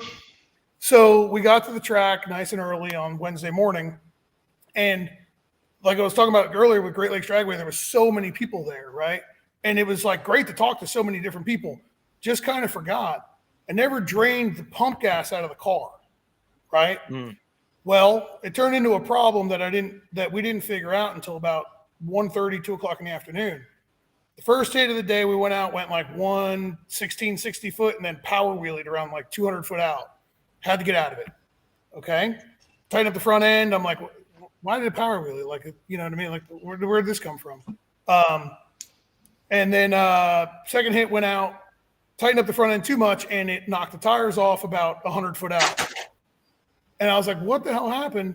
And I was just looking at like I don't remember what it was, but I looked at like the fuel jug on the trailer, and I was like, man, this thing's like kind of empty. Huh. And I was like, wait a second. So we drained 7 gallons of pump gas out of it and went straight down Broadway, went like 674 or something like that at 210 or something. So so that's something that if you do, that was a mistake that I made, right? That was a mistake that we made that we won't make again. And that's one of those things like where you take notes, you know what I mean? So you have that checklist. Yep. That was done. Drain the pump gas out of the car. Bill Elkin says he has videos of all those runs. Oh yeah, he does. Yeah. I mean, it's to me the drag and drive stuff is growing exponentially, and more people are coming to us to have them wire. The more and more people are coming to us to have us wire cars that are drag and drive cars. Like for years, Jay, I don't know if it's the same in your business, but for years, like all I did was grudge cars and like that's all I did. That's all I was wiring was like grudge cars, no time cars. And lately it's been drag and drive cars, like a lot of them, like over the past like year and a half or so, it's been a lot of drag and drive cars. So I hope it grows, you know? Yeah, and I think we're going to see a lot of that, and not necessarily that those guys are going to actually come out and compete in those cars, but they want to be able to have that opportunity to have a headlight and a tail light and blinkers and interior dome lights and all that kind of stuff. Yep. Yeah, there's I think there's an enjoyability factor that most like street car guys have, that they want to go to the track on the weekends, whatever, but they want to drive their cars.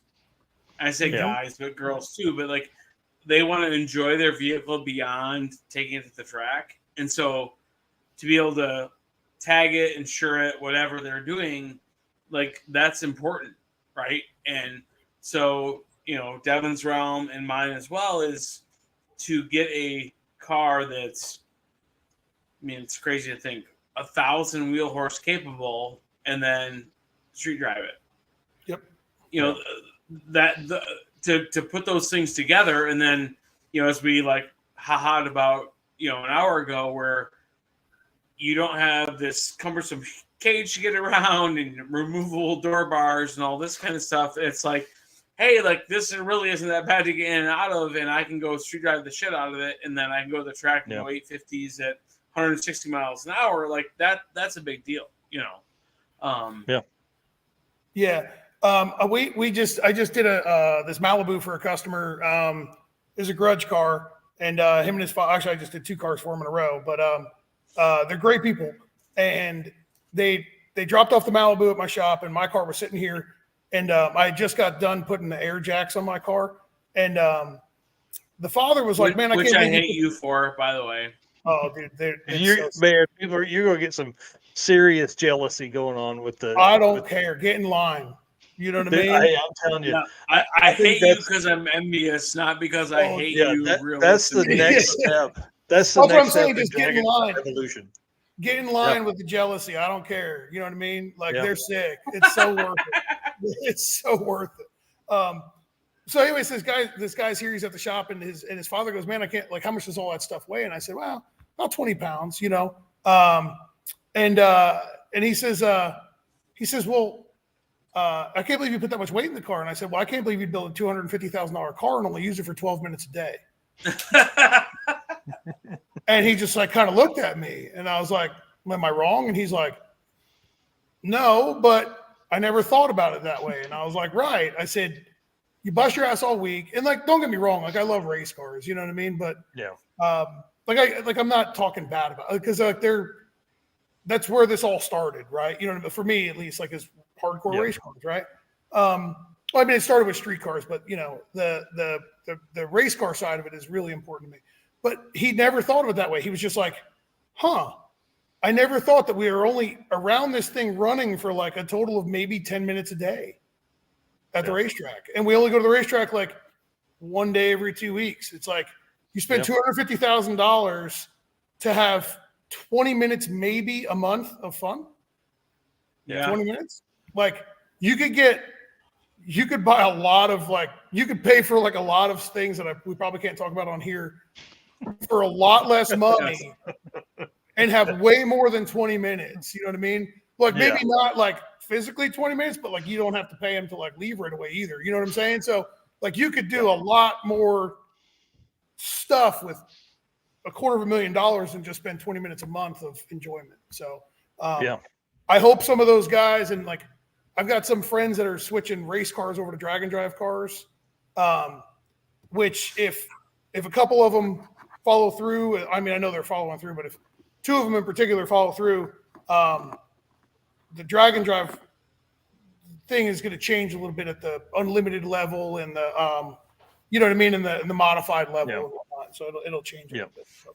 Well, bring it on. That's I have a +1. I have a +1 for your unlimited class, Devin. I have a local guy he's like, "Hey, what's it take to be competitive?" And he's raced all facets. He's done round cars, stand cars, and then like I have Baker Engineering just down the road from me, and they're building a stout big block combo, and like next year should be fun for sure. Awesome. Yeah. Awesome. And I really think, like I've said it all the end of last year and then all of this year for sure, this is a turning point year right here. Like it's gonna grow in that level. Like there's guys that have been looking at that stuff, and that's just how long it takes to build a car, you know? Sure. Oh yeah. Yeah. I think that more and more cars are I got a friend who bought an old pro stock car, or not pro stock, top sportsman car, and is outfitting it to be a drag and drive car, and for unlimited, and it's like it's terrible looking too. You know what I mean? So like, which is awesome. It's like a mid '90s scheme top sportsman car. You know what I mean? So it's like got the purple and yellow and green everywhere. You know, so that one's pretty exciting. You know, I think it's a Corsica or like a even better. Oh, you know what I mean? It's like this is awesome. Yeah. So, but yeah, it's a really cool thing, and I hope that more and more people get involved in it. You know, there's definitely more and more races popping up, so hopefully more and more people start showing up. You know. Yeah, that's for sure. We need more racers, and that's one thing that my goal is for 2024 is to push more of like go to a regular event and preach drag and drive, you know, because that's one thing that's great about what we're doing now is like we're at these events, but you know how it is when you go to promote something, if we're all promoting in the same pool, like at some point we're going to have to venture out and meet that new person to come in. We've had a lot of new folks come in this year, but not enough to support the number of events that we've hosted. That's for sure. So yeah, I feel as if it's growing though, because again, like a lot more people are realizing that like economically it's hard to run at the top of the food chain in like radio racing or PDRA or whatever, right? It's just very hard to run at the top of the food chain. And when you're in heads up racing, all you care about is winning. You know what I mean? Well, when you do drag and drive, and I've said this a couple of times now, that like the first, like the win that you're looking for is like driving back through the gate on Friday. Yes. You know? Like, yes. Just making it back through the gate, you're like, man, this is great. Like we won, you know? Yeah. I want to see like, my truck and trailer again. I mean, honestly, like when we pulled back through the gate on Friday, like we for sick week in Florida, like we pulled back through the gate. We went over the speed bumps in Orlando, and we pulled back in. I was like so happy about it. I said, I don't care if the transmission falls out of this piece of shit right now. I said, we won. It don't matter. You know what I mean? It doesn't even matter. You know, like that was the win. You know, like I don't care if you know what I mean. Like whatever. Like just it can kick a rod out of it at idle. I don't care. You know. So there's. It's hard to explain it to folks that the 1,000 miles that you just went with 300 other like-minded people, like there's nothing that is comparable to that. There's nothing as an adult. There's nothing comparable. This is summer camp for adults. Yeah. Oh yeah. Yeah. It is. Adam Dory, what's up, dude? Yeah. Growth is great except for tech guys on tech day. Yeah. Yeah. So the first time that I dealt with Rick, I thought he hated me. You know. Yeah. And he'll probably chime in and be like, "No, you were right." Yeah. That's funny.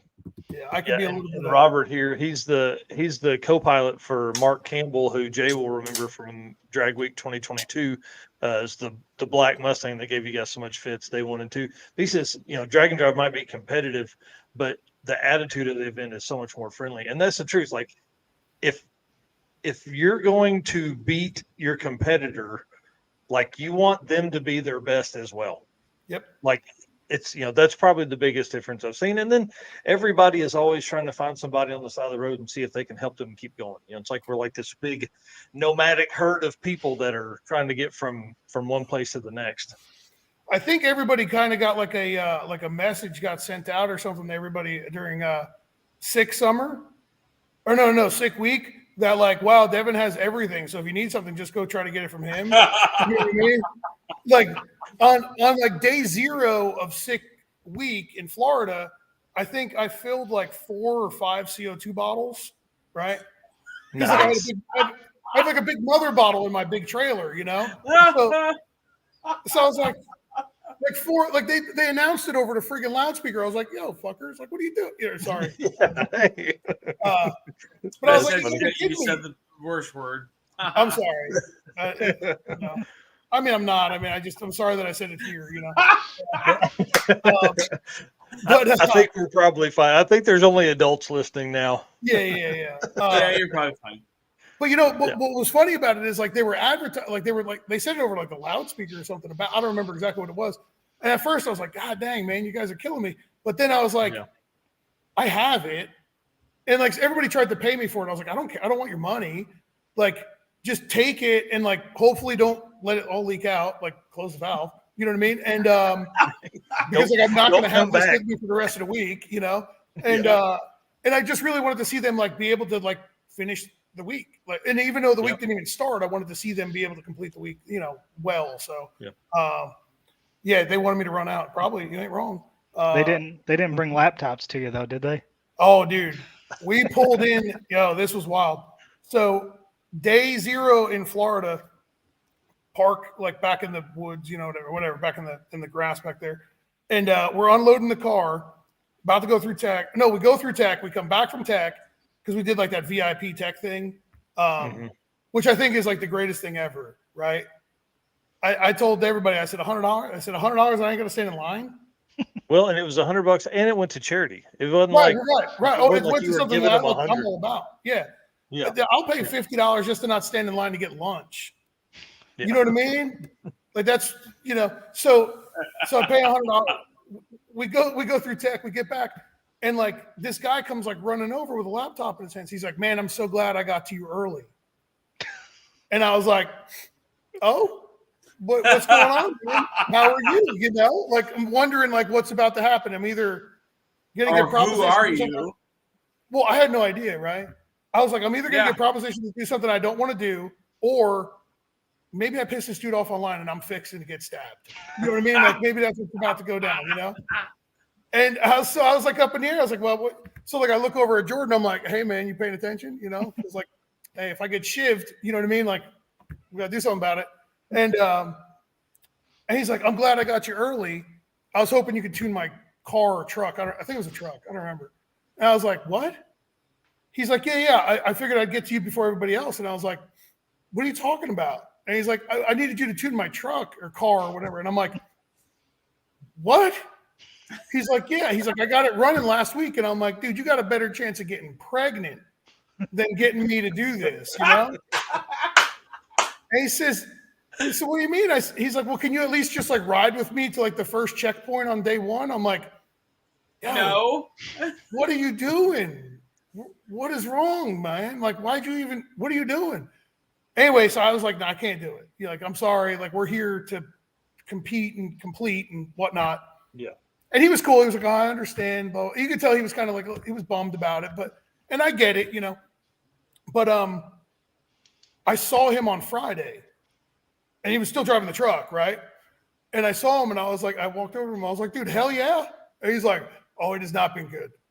I was like, well, what do you mean? He's like, it's not been good. It hasn't been a good week. I said, you heard anything? He goes, my pride. I was like, all right, fair enough, you know. I said, you made it though. He's like, it was an awesome week, but it was a really bad week. And I said, all right, fair enough, you know.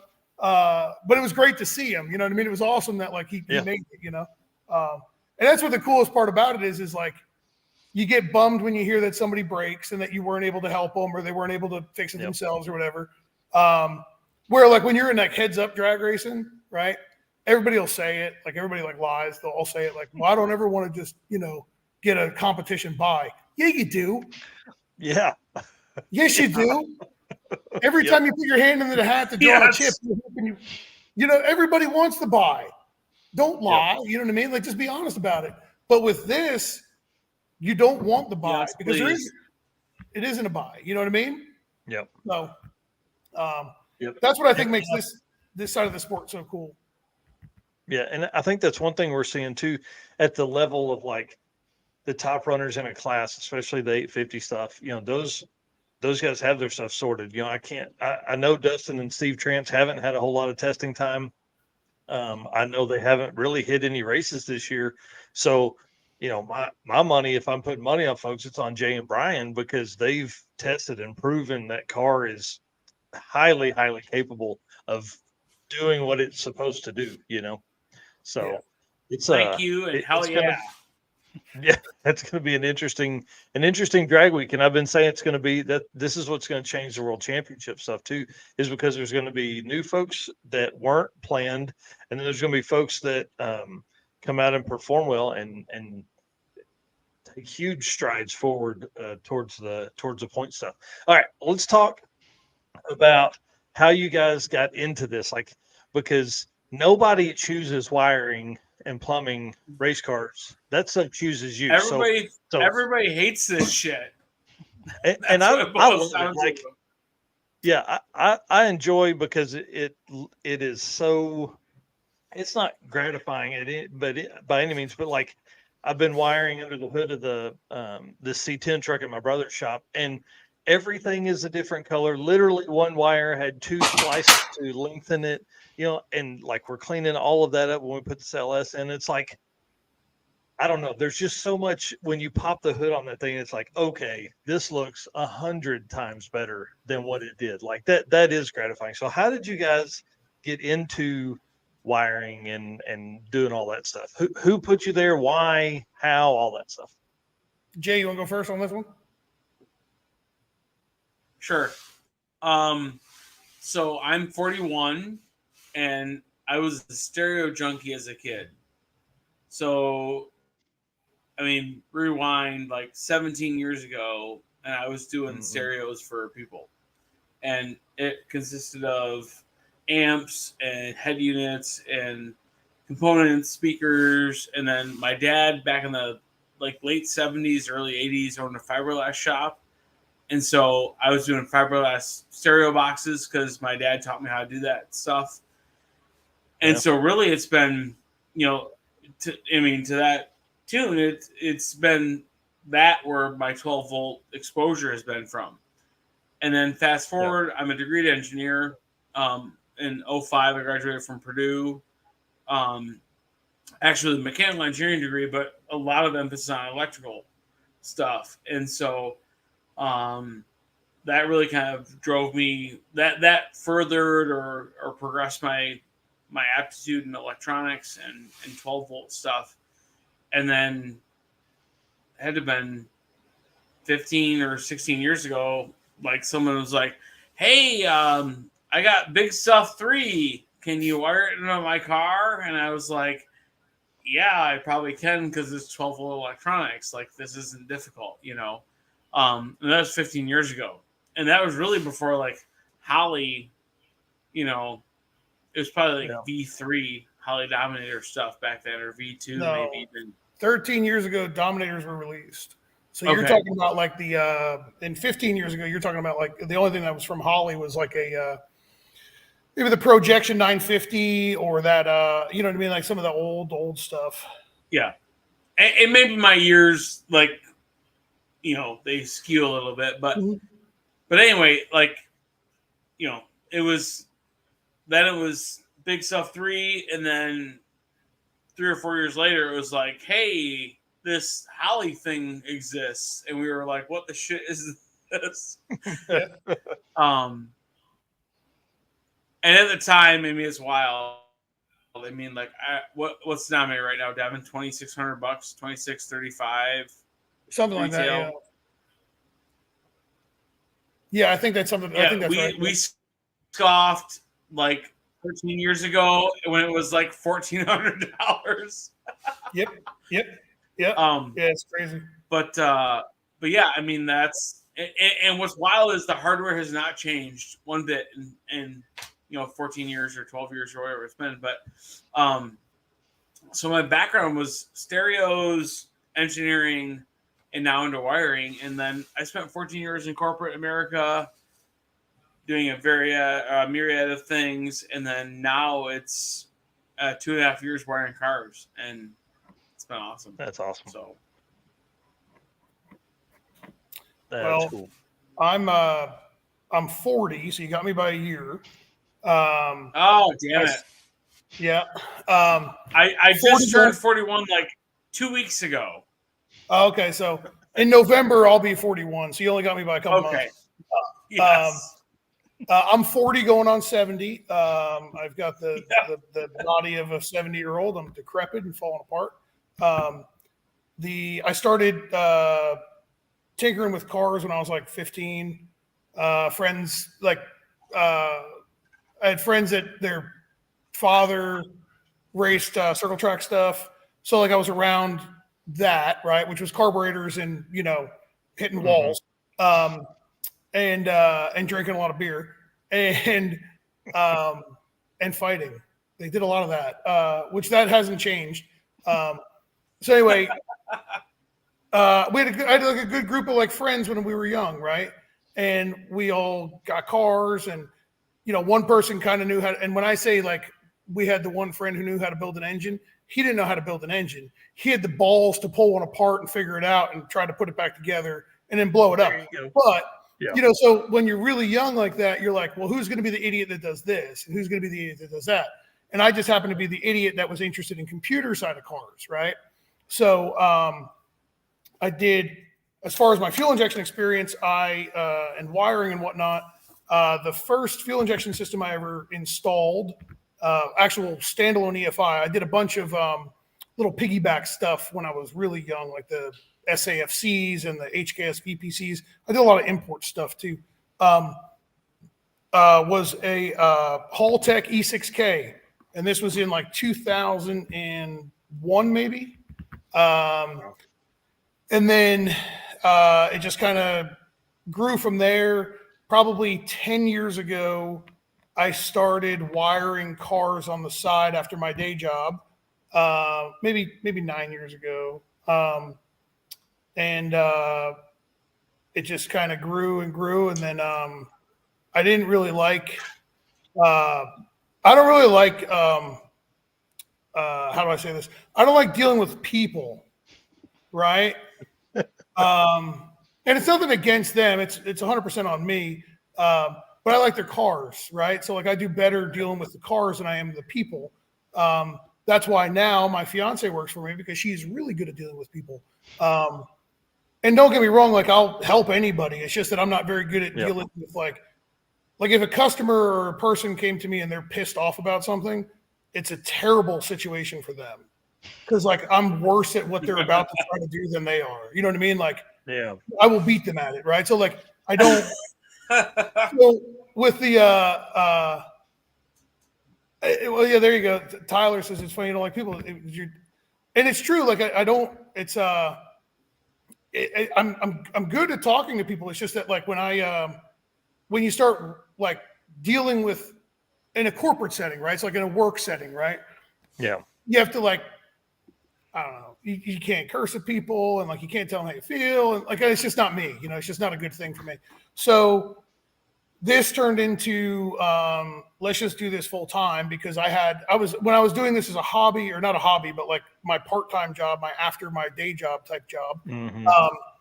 I was making more money doing this than I was at my day job, and my day job was to a point where like I got like so kind of ahead.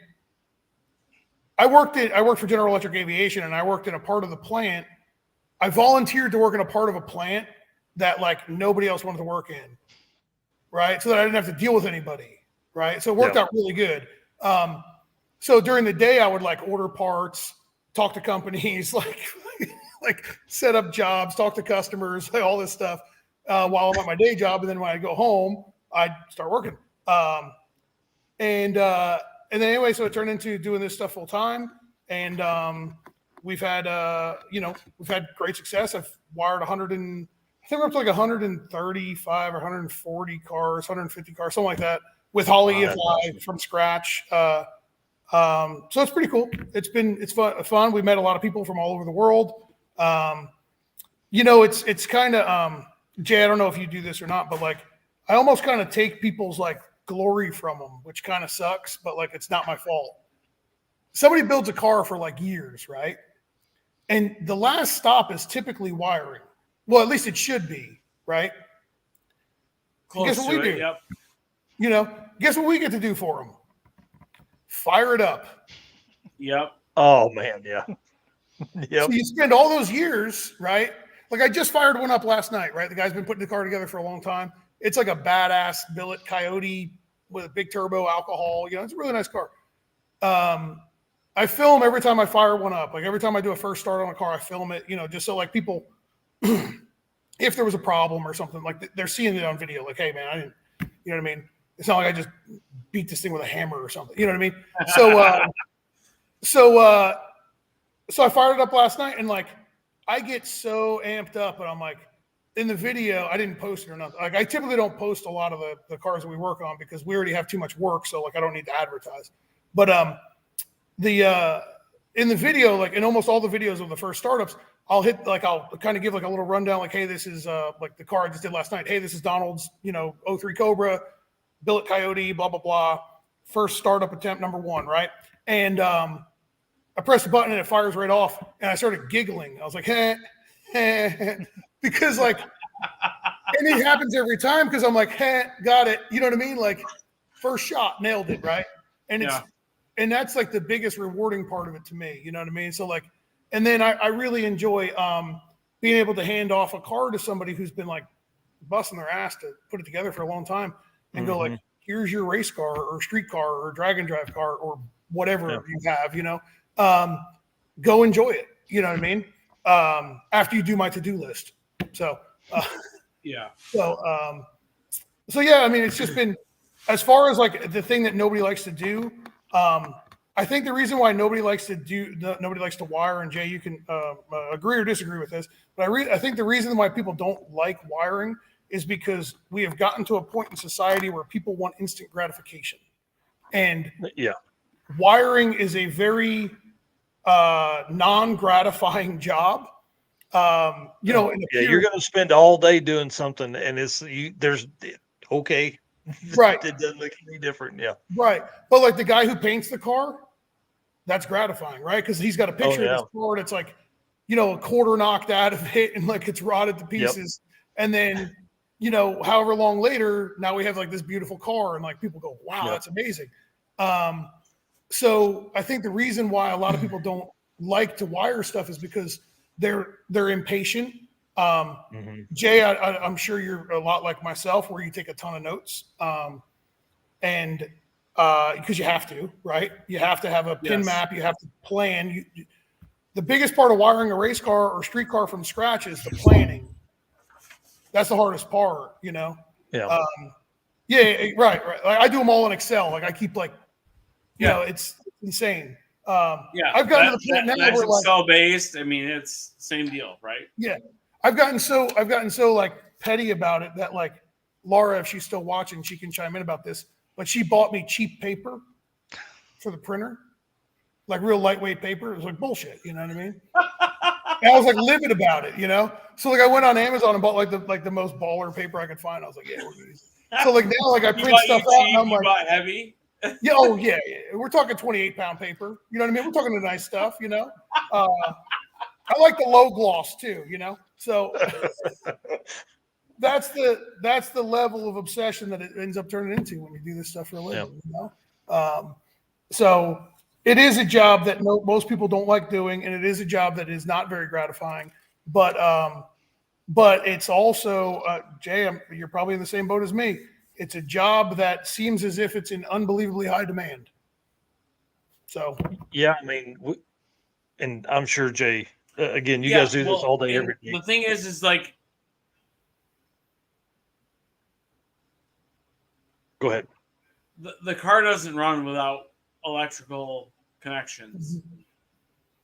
And I don't care whose engine or whose transmission you have or whatever, but like, it doesn't work without going to reverse. It doesn't work without the trans brake. It doesn't work it's just electrically. It's what links it all together. Well, the funny thing about it is, especially since we're on this show here, we're talking about drag and drive stuff. What's the number one failure that happens in drag and drive? Yes, I am proud of the paper, Laura. So shut up, okay? All right, piss off. It's good paper. I got some right here, and I bought 5 reams of it. So, So, what's the number one failure in drag and drive though? Wiring. What's the most common failure? It's electrical. It's always electrical. Yep. Always. And what's always been interesting to me is like we get cars from like all different how do I say this?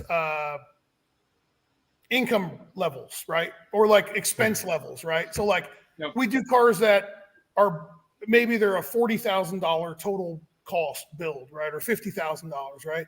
All the way up to like $300,000, right? And it's do you see what Laura just wrote? That's funny. It's true.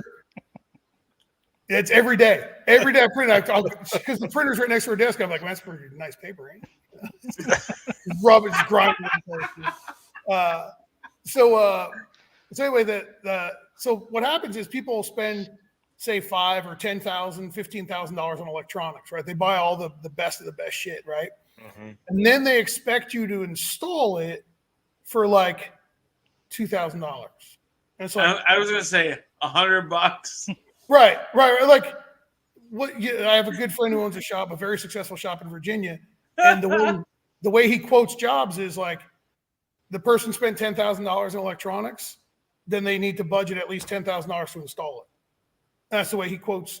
That's the way he bills the job by the hour. It's pretty close. Yeah. So the tough part about like wiring cars for a living is we're typically the last stop or one of the last stops. What that means is that most everybody is just about at their budget cap, right? Mm-hmm. So they've or past it, or past it, right? And they've spent a lot of money building a really nice car that they take a lot of pride in, but now they're like looking for any way, shape, or form that they can kind of save some money. And I'll be honest, I mean, I feel as if we're cheap. And I've gotten this, people have said, oh, he's expensive or assumed that we're expensive, but I feel as if we're cheap. And Ryan, can't take more than an hour to do it, right? Yeah, right. It's just a couple wires, just twist them together, right? Well, then why did you just freaking bring it to me? Like, why are you here? Yeah. Well, I want it to look really nice. That's why. And then if you do this half-ass job, just throw it together for me and tune it. And I'll give you a couple $100, right? That's all that costs. Right. Yeah. We just need to print really long. We need to print really long 2-inch wide stickers that say this is really nice, and then take a whole bunch of wires and just stick them over top of it and go, look, it looks really nice. Yeah. So I was with my brother. I was working out there yesterday, and just in the cleanup of the battery terminal, I had 45 minutes, right? Mm-hmm. Like getting all the old jank ass stuff done, clean up, looming stuff. I mean, it's 45 minutes just in that. And it was 4 wires that then had to be rerouted and everything like that. I'm like, this is why that stuff is so expensive. Yep. But so worth it because it looks so much better. Well, and the thing is that I've got like my personal car, we've done a lot with it, especially in the past 2-ish years, right? We've done a lot with the car, a year and a half, whatever. And it's not like a car that is something that you just want to hop into and drive every day, right? So don't take it that way. But we have not had a single failure. We've not had a single electrical related failure, right? Like we could break a torque converter, right? But I can't, you know what I mean? I can't wire it to a torque converter to make that break.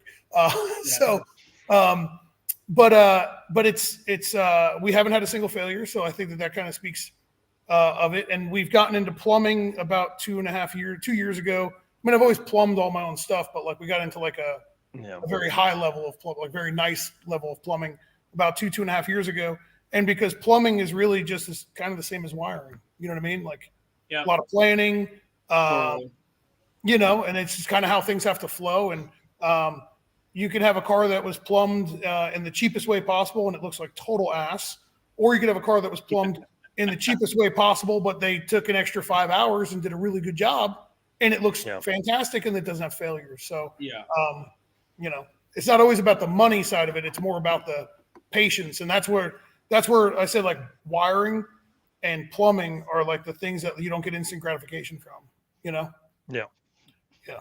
Few of my favorite things. Yeah. I bet they are. Yeah.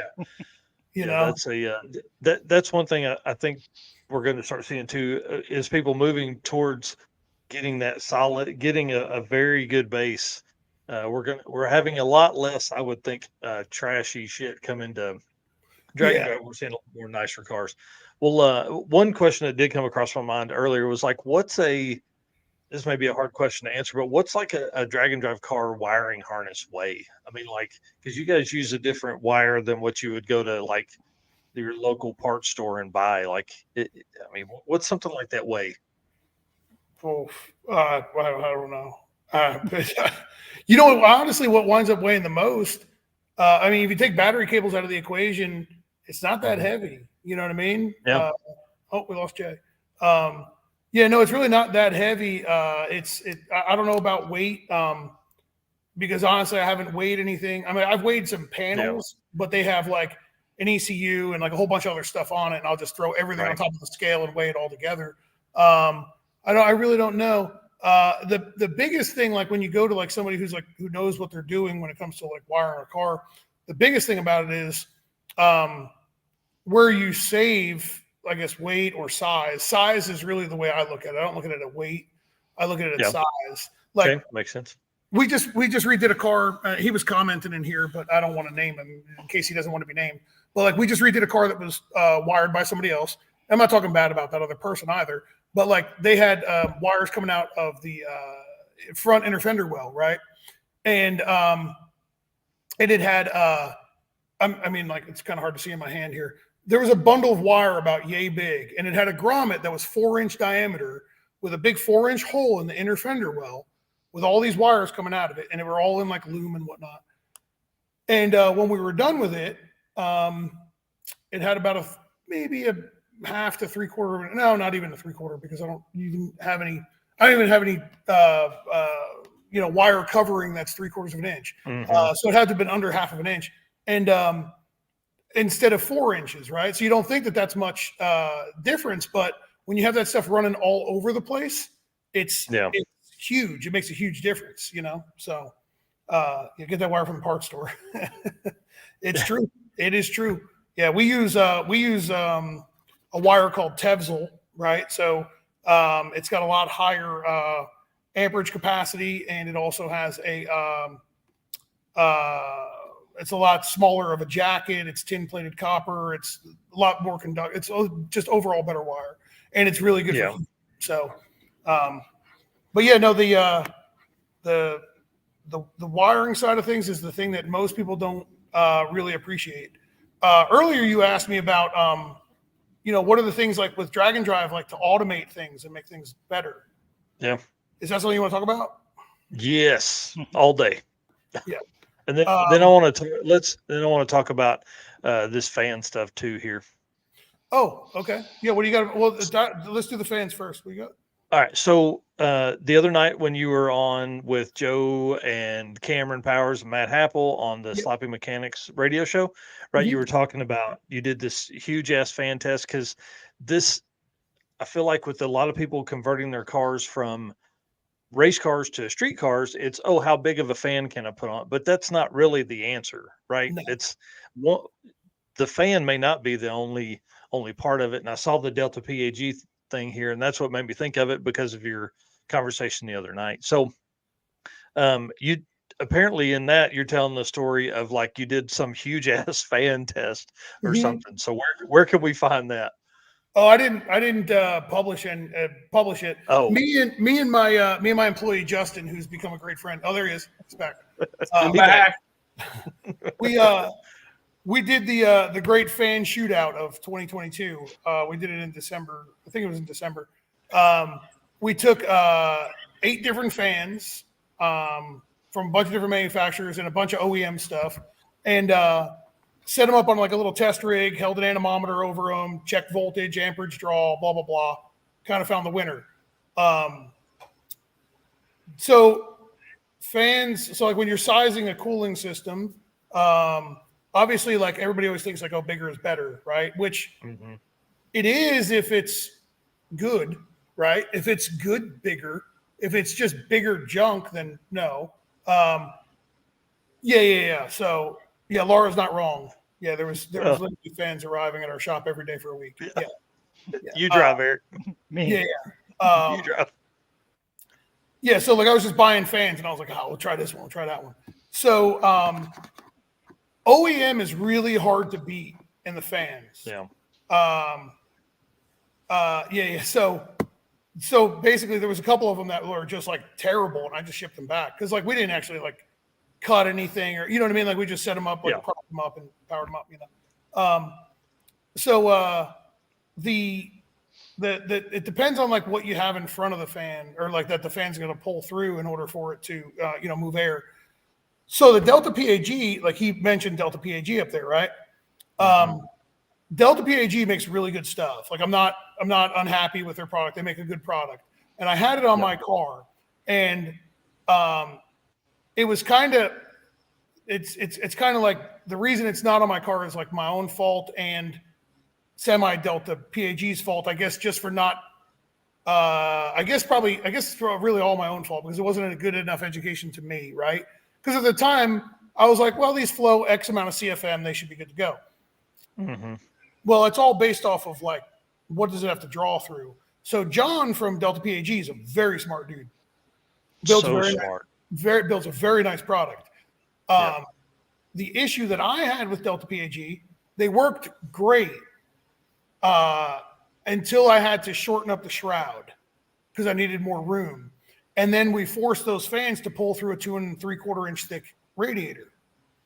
So I described it, I guess the easiest way for me to understand it is like John at Delta PAG has come up with a fan that moves an incredible amount of CFM, and it's because it has such a high RPM. And the blade doesn't cavitate, right? So it has a lot of horsepower, right? That's the way I look at it. Horsepower for a fan is good to pull through a thinner radiator. If it doesn't have any torque, it doesn't want to pull through a thick radiator. So the reason I strayed away from Devin. Does that make sense? Yes, I agree with you. Yeah. So like the only way you get torque or the only way you get horsepower and torque is it's RPM and power, right? Like power consumption, so amperage, right? So the Delta PAG stuff's good, but the thing about Delta PAG is like if you're going to run his fans, listen to him. Like buy his radiator. You know what I mean? He builds a monocore radiator. I'll be honest, Alan's car has got a Delta PAG setup in it. It has a dry sump tank right behind one of the fans and a methanol fuel cell behind the other one. And when I say behind them, I mean about 2.5 inches away from the fans. It's literally just blasting into a wall. Justin, my employee, and I were looking at it. And we're like, boy, this thing is never going to run cool. Like this thing's going to overheat, right? Does a great job. The car runs like 190 degrees on 93 octane and like 100-degree day. Like that's killer, you know? Yeah. So he did a great job at building that system for him. Now, if you've got the easiest answer to give anybody, in my opinion, is if you have like a radiator that already fits in your car and you're just looking for fans to adapt to fit that, look at the OEM stuff. It is hard to mess with the OEM stuff. If you're on 12 volt or 14 volt with an alternator, buy Spall brushless. They're easier to mount. They move an incredible amount of air, and they're a very robust fan. If you're on 16 volt with an alternator, don't look at Spall brushless because they shut off at 17.2 volts. So they're a no-go. I wish that they didn't. I called Spall multiple times, just asking for different people. You know what I mean? I was like, well, maybe he's full of shit, you know? Right. He's not. None of them were. They were all correct. It does shut off. Ryan says OEM on all my stuff 100%. The OEM stuff. So here's what I found. All the newer OEM stuff, almost all the new OEM stuff is brushless, right? And the beauty of brushless fans is like in like software like Holly, you can program them, you can pulse with them to slow down, speed up based off of temperature. So it's literally like once you're done setting it up, programming, and installing it, it's like a carefree thing. You know, it's like you never have to even think about it again. You know. Yeah. Ryan, I didn't test the Boss Mustang one. Devin, you're on the GM stuff, like out of like 15 Silverado. Yeah, that's what's in my car now. What fans you're in right now? Yeah, that's what's in there. It's a 2016 like Chevrolet 1500. I think it's like a dual 16-inch fan setup from them. Wow. I don't remember exactly what it came off though. Yeah. I don't remember exactly what model or whatever. But they are. Yeah, but I think it's like 15 to 18 or 14 to 18 Silverado. Yeah. Yep. Yeah. Didn't you guys build a bracket? Fan in Brian's car and amp draws are high. What are you using? Chevy Cruise fan. Oh, okay. Yeah. And we were on a Chrysler PWM controller, and amp draws are still up there. So, sorry about that. The fans I run draw, I think, like 26 amp each at full tilt. Okay. So that's up there too. Yeah. Yeah. Well, to me, they never get to full tilt though. Like during summer, it was pretty miserable out, and my car ran at like 175 the whole week. So I don't have them turning on to full tilt until 190. Awesome. So I think amperage, I would have to check my notes, but like at 60% duty cycle, amperage draw was right in the neighborhood of like 16 amp. So it's really not too bad when they're not like wide open. Yep. The other good one that I've used is like and this one's like a great option for like 99% of the cars out there. It fits perfect. The factory shroud isn't that bad. So like it's like Mike, you were asking like, what'd you do? Just build a bracket. I have the world's most expensive fan shroud, so we don't want to talk about what I have. But the setup that, absolutely absurd. But it worked really good. You know? Let's just say that like I had my fabricator machine a piece of billet aluminum to make a mount to bolt to the motor for the fan. Anyway, it was a lot of money. You don't want to have to go through what I did. If you just want something that'll bolt on like a typical Fox body radiator, which is just about the same size as everything else out there, the 2014 through 2018 Chargers and Hellcats, they have a dual 13-inch fan. That joker for $250 from Amazon. It's PW. It's a brushless fan. It's I think they were like 16 or 17 amp each at full tilt. Fantastic setup for like $250. It's like really hard to beat. Wow. You know, I mean, very, very hard to beat. We put one set on. Well, my employee Justin has a set on his Chevelle. We put another set on another friend of mine's C10 pickup with like a turbo LS swap, and I think it runs like 165, 170, like whatever we program the fans to come on at, like full tilt. It just doesn't climb anymore. So wow.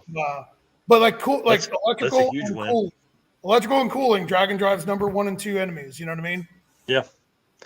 Cooling will kill more cars than anything. One thing, Rick Dodge here had a good paragraph.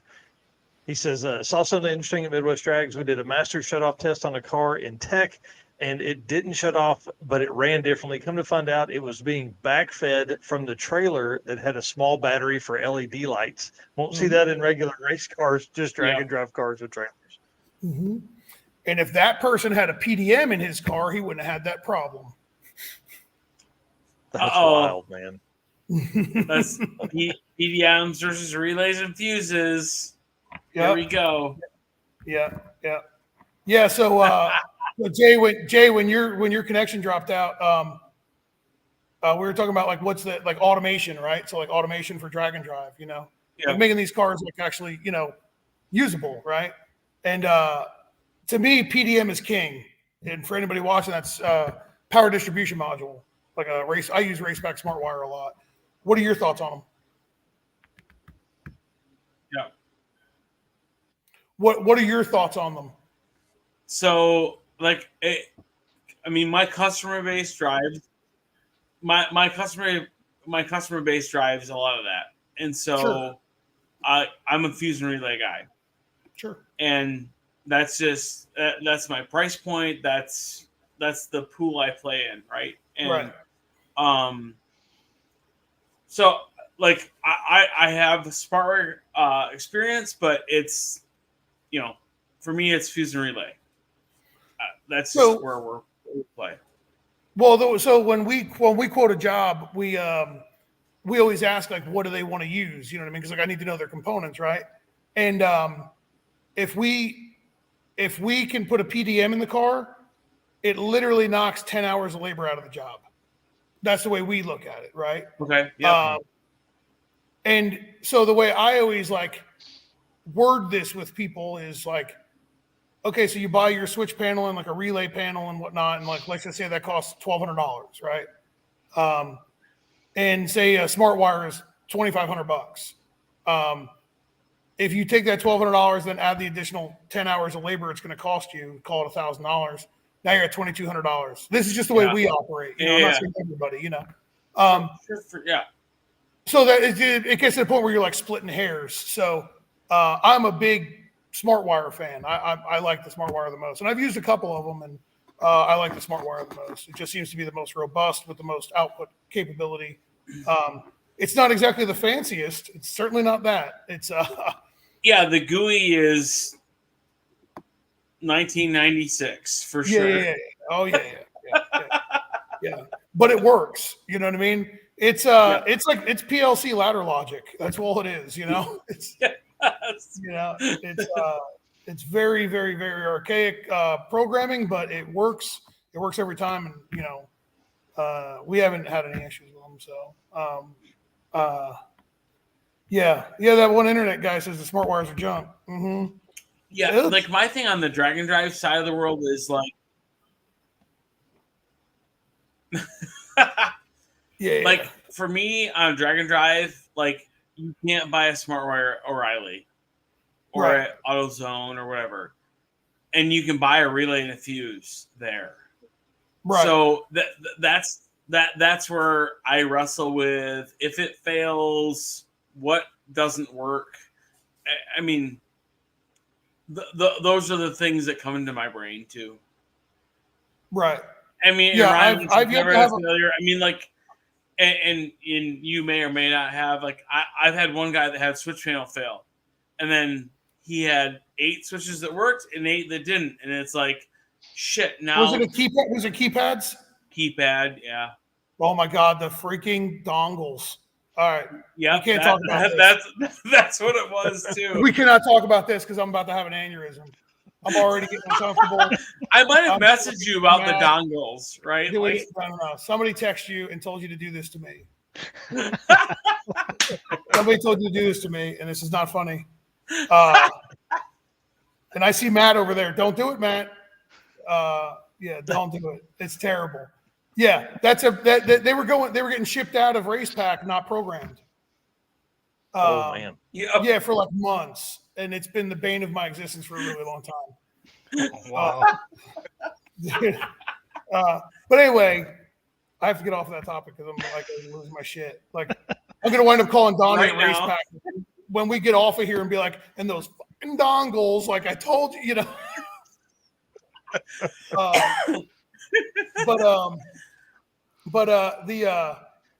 y'all just have half the drag week field. Yeah, probably. No, I mean it's all preference. Not me. But the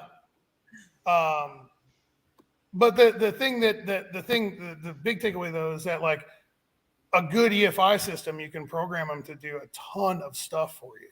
Yeah, I see so many people like at these. Don't do it. Don't do it, Ryan. Don't do it. Don't do it. Why you got to do this to me? Is this because of the trans tunnel? Is that what this is? This is over the trans tunnel, isn't it? Huh? I knew it. And then Ryan is just gonna like ram the shit out of you.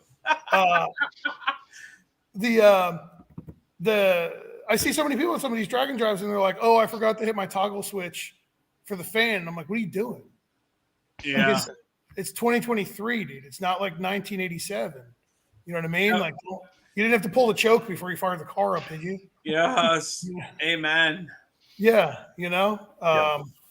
it's Yeah. When you were on last time, that's what we were talking about too, is like automation and like how much less that means for your brain to have to keep up with. And after racing your car every day and driving it 1,000 miles, the less you worry about, the better. Yep. Yes. Yep. Yeah, I don't want to have to I don't want to have to think about some, random thing that I forgot to do. You know what I mean? Yeah. To answer that question, Hang on. The question is, are you 16 volt? And if so, what do you think about having problems with fires? Well, I don't think 16 volt versus 12 volt has anything to do with fires. It's only 4 more volts. Yes, my car is 16 volt. Alan's in here. He's such a dick. So my car is 16 volt. We sell an alternator that works so well with 16 volt lithium batteries. I dealt with Power Master to build this alternator for us. And it doesn't have an external adjustable regulator, which is the key to that. It has an internal regulator that's set to a maximum of 17.5 volts. And we use a lithium battery named by P Motive, Full Spectrum Power. They're fantastic. They use a different, I don't remember exactly what it is. It's not the titrate ion lithium cell. It's the other one. It's I don't remember what they are, but no matter whatever it is, it uses the safe lithium cell. It's a little bit heavier of a battery, but it uses the safe lithium cell.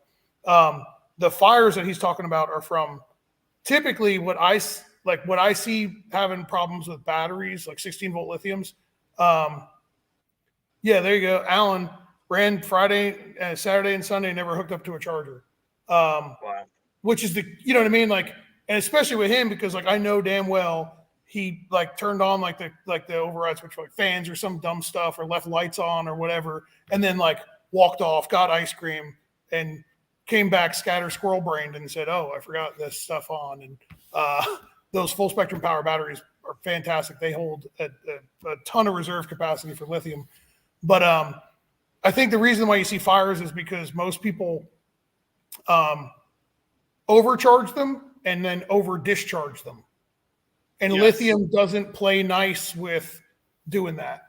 No. And, it's, and I think a lot of the battery manufacturers get a bad rap for that. Oh, my battery blew up.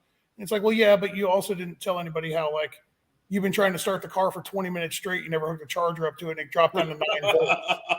You know what I mean? You didn't tell anybody about that, or that you just hooked up your 1984 Craftsman jump box starter thing, charger to your 16 volt lithium, and then it didn't start, so you just hit it with the welder with 220 to try to get it to fire off. Yeah, you walked away. Amp boost charge. Right. Let's put this thing on broil mode, and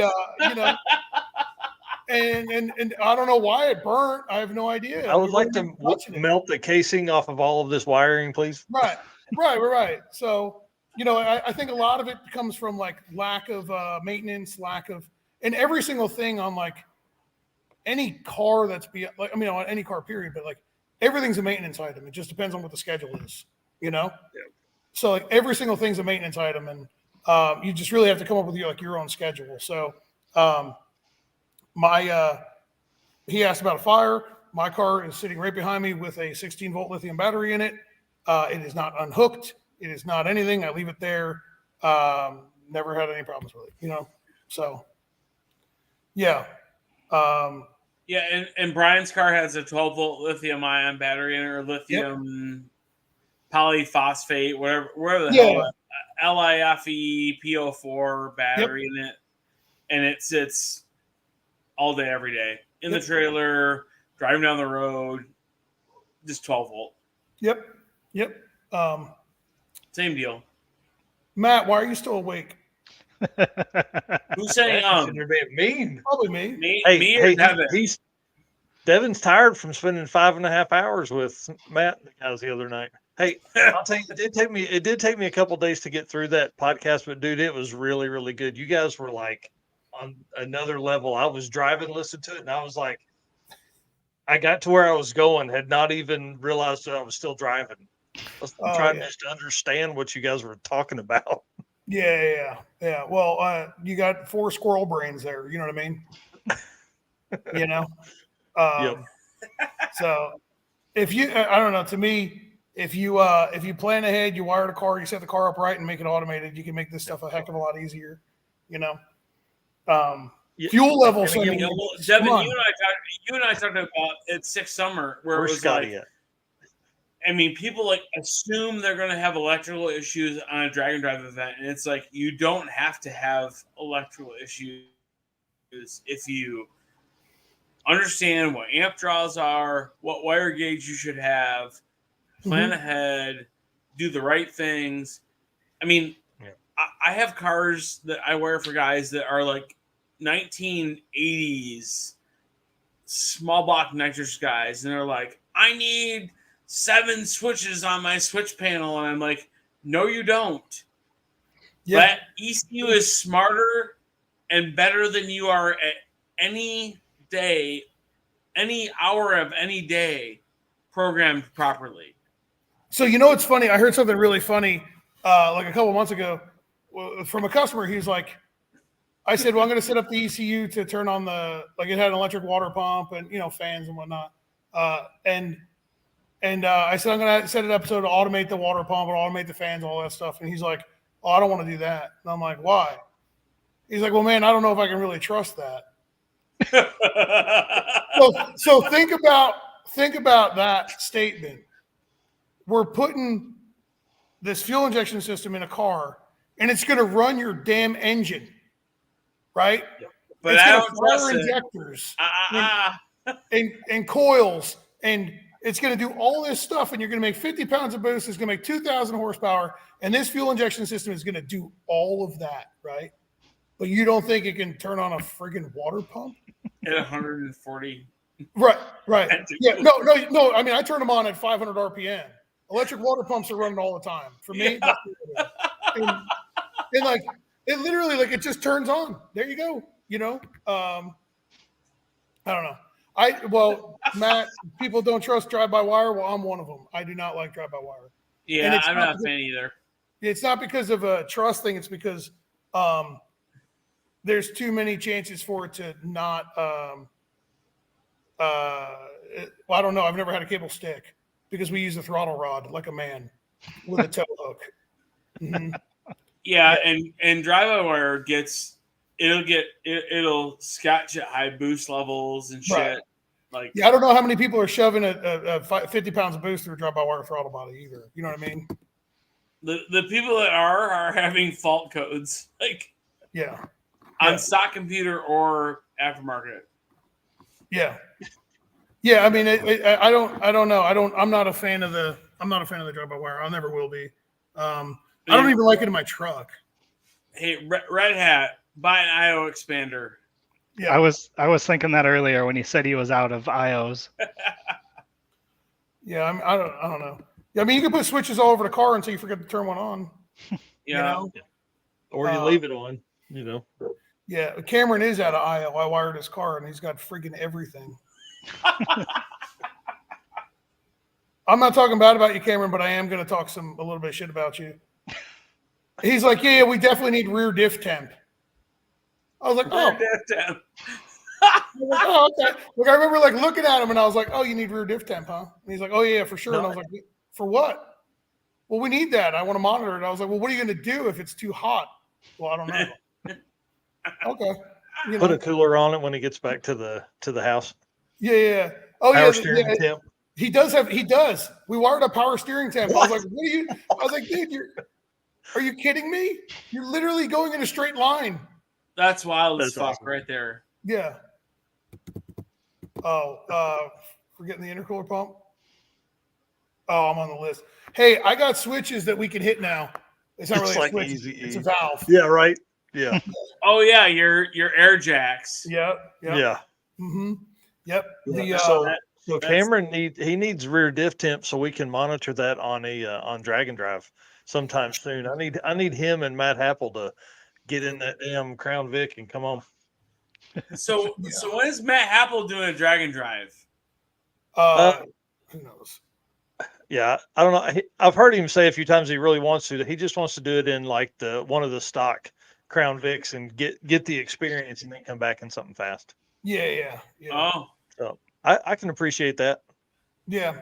I mean, I just hope anybody shows up. Like, whatever you're gonna bring something cool. You know what I mean? yes. Yeah. Oh, that's going to be a great. I'm so glad that I'm not in the backseat of that one. I can just imagine the nonstop, like, all over the place conversation. You know what I mean? Yeah, we should turn left. Like, I remember when I turned left when I was 13 and we saw this freaking house. It'd be like all over the damn place, That's awesome. I'd like to not drive while it's dark out. Yeah, that's the key. We have not been so fortunate.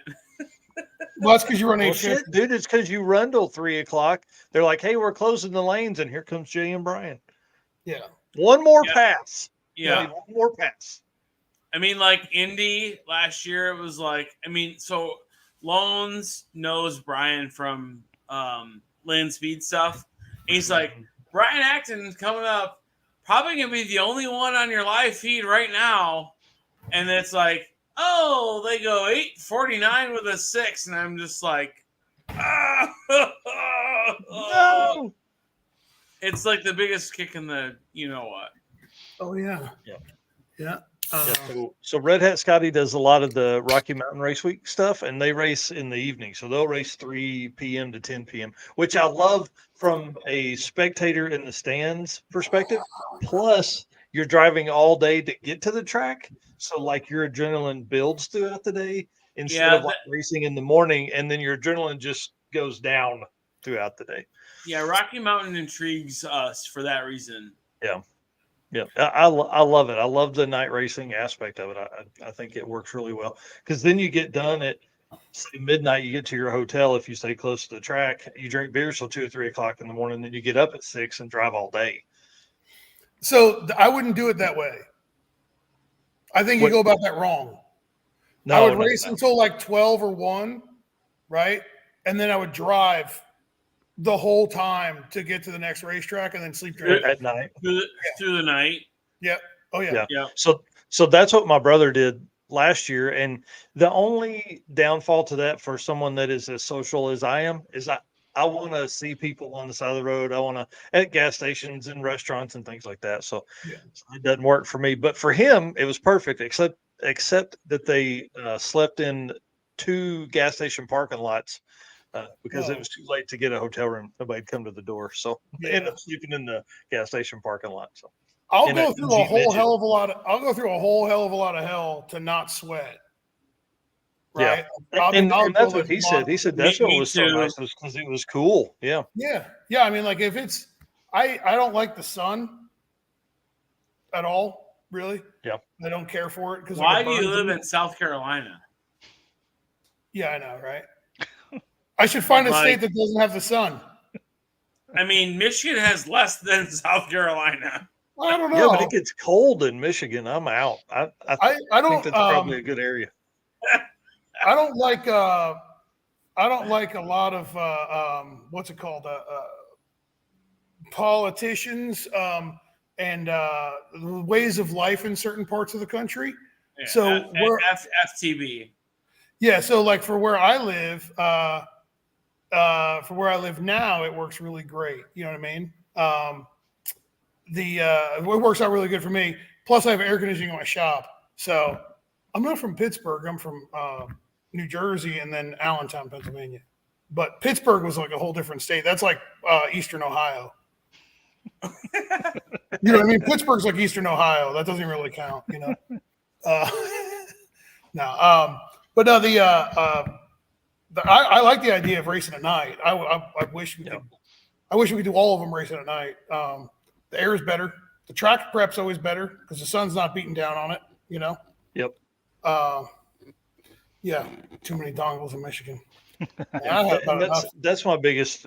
That's my biggest hurdle with the other side, with drag week and Midwest Drags and Sick Week, is they all follow that early morning racing deal. Yeah, I'm a race at night guy. I enjoy it because it's, again, you're driving all day, or hell, if you drive till 3 or 4 o'clock in the morning, like Red Hat Scotty, and then get a room for a couple hours, or get to the track and sleep for a little bit, dude, you got all day to do something. Right. Like to me, like with our event, we do racing in the morning, but our event's in November. Yeah, You know what I mean? yeah. If you raced at night at your event in November, it'd be chilly. Oh, it'll be cold. Yeah, it'll be cold. Yeah, it'll be down in the 45, 50 range. You know what I mean? But then sometimes like down here, sometimes in like November, we'll have days where it's like 80 degrees outside. Yeah, 85 degrees. You're like, what the hell happened here? That's crazy. So, I'm looking forward to drag week. You had said earlier, you said, man, I think that the tracks are going to be really good. I've got mixed emotions about the racetracks for drag week. So I have mixed emotions about it. Yeah, about track. Do tell. Yeah. Bristol's going to suck. There's that. Yeah. Well, at least everybody has to race there, Oh no, I know, but I'm just saying Bristol's going to suck, right? So like that's going to be like the same thing as Six Summers Tri-State Day. To me, that's just going to be like, this is trash. You know what I mean? So we'll go 850. Okay, cool. Until you have to hit the tunnel. Yeah. Well, shit. Hey, so did Devin, and then they went 850 at Right.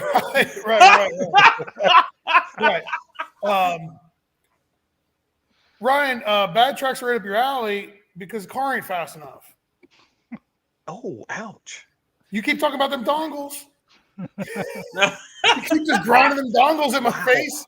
Hey, Ryan was like 7. Ryan, what'd you run? 740? I don't know, but he went 46 or 7 first time out. Went 197 the one day, right? The last day. Take it off at the 8th? Yeah. This is going to start some shit that I don't want to start. I know. Well, he likes to start shit, but then he doesn't want to deal with it when it comes back to it. And that's what we call a liberal. Oh, ouch. Ouch. You kept digging at the dongles. Hopefully he understands I'm just messing with him. No, the Bristol's gonna. There's a spot at Bristol that you have to go over top of the tunnel that's underneath the Bristol, and the track is like terrible, like absolutely terrible. Both so lanes, I'm worried about Devin? that. What's that? Both lanes. Yeah. Mm-hmm. There's like a transition, and like when I say a transition, I mean like a very bad transition. So like it's right around the 330. So early enough. I'll have a boost curve in the car that goes like this, and it comes up, and then at the 330 it's going to go ding, and then it'll come back. I'm going to kill all the power. I'm going to knock a whole bunch of timing out of it, make it skirt over top of that, and then roll the power back in. I'm like, let it eat. Yeah, I don't know. When radials unload, you know what I mean? Like if you unload the tire a little bit too much, you'll lose it. And I get it. I mean, we're in different echelons of power though, too. Right. I mean, that's the biggest thing. Mm-hmm. Target. So which class are you racing at Drag Week? Are you gonna be back in Unlimited, or are you gonna do? No, I think we're gonna do. I think we're gonna do Super Street. Oh, sweet! That's awesome. Isn't that what Ryan's in? Yes. I'm just fucking with him. I just changed the tunnel. No,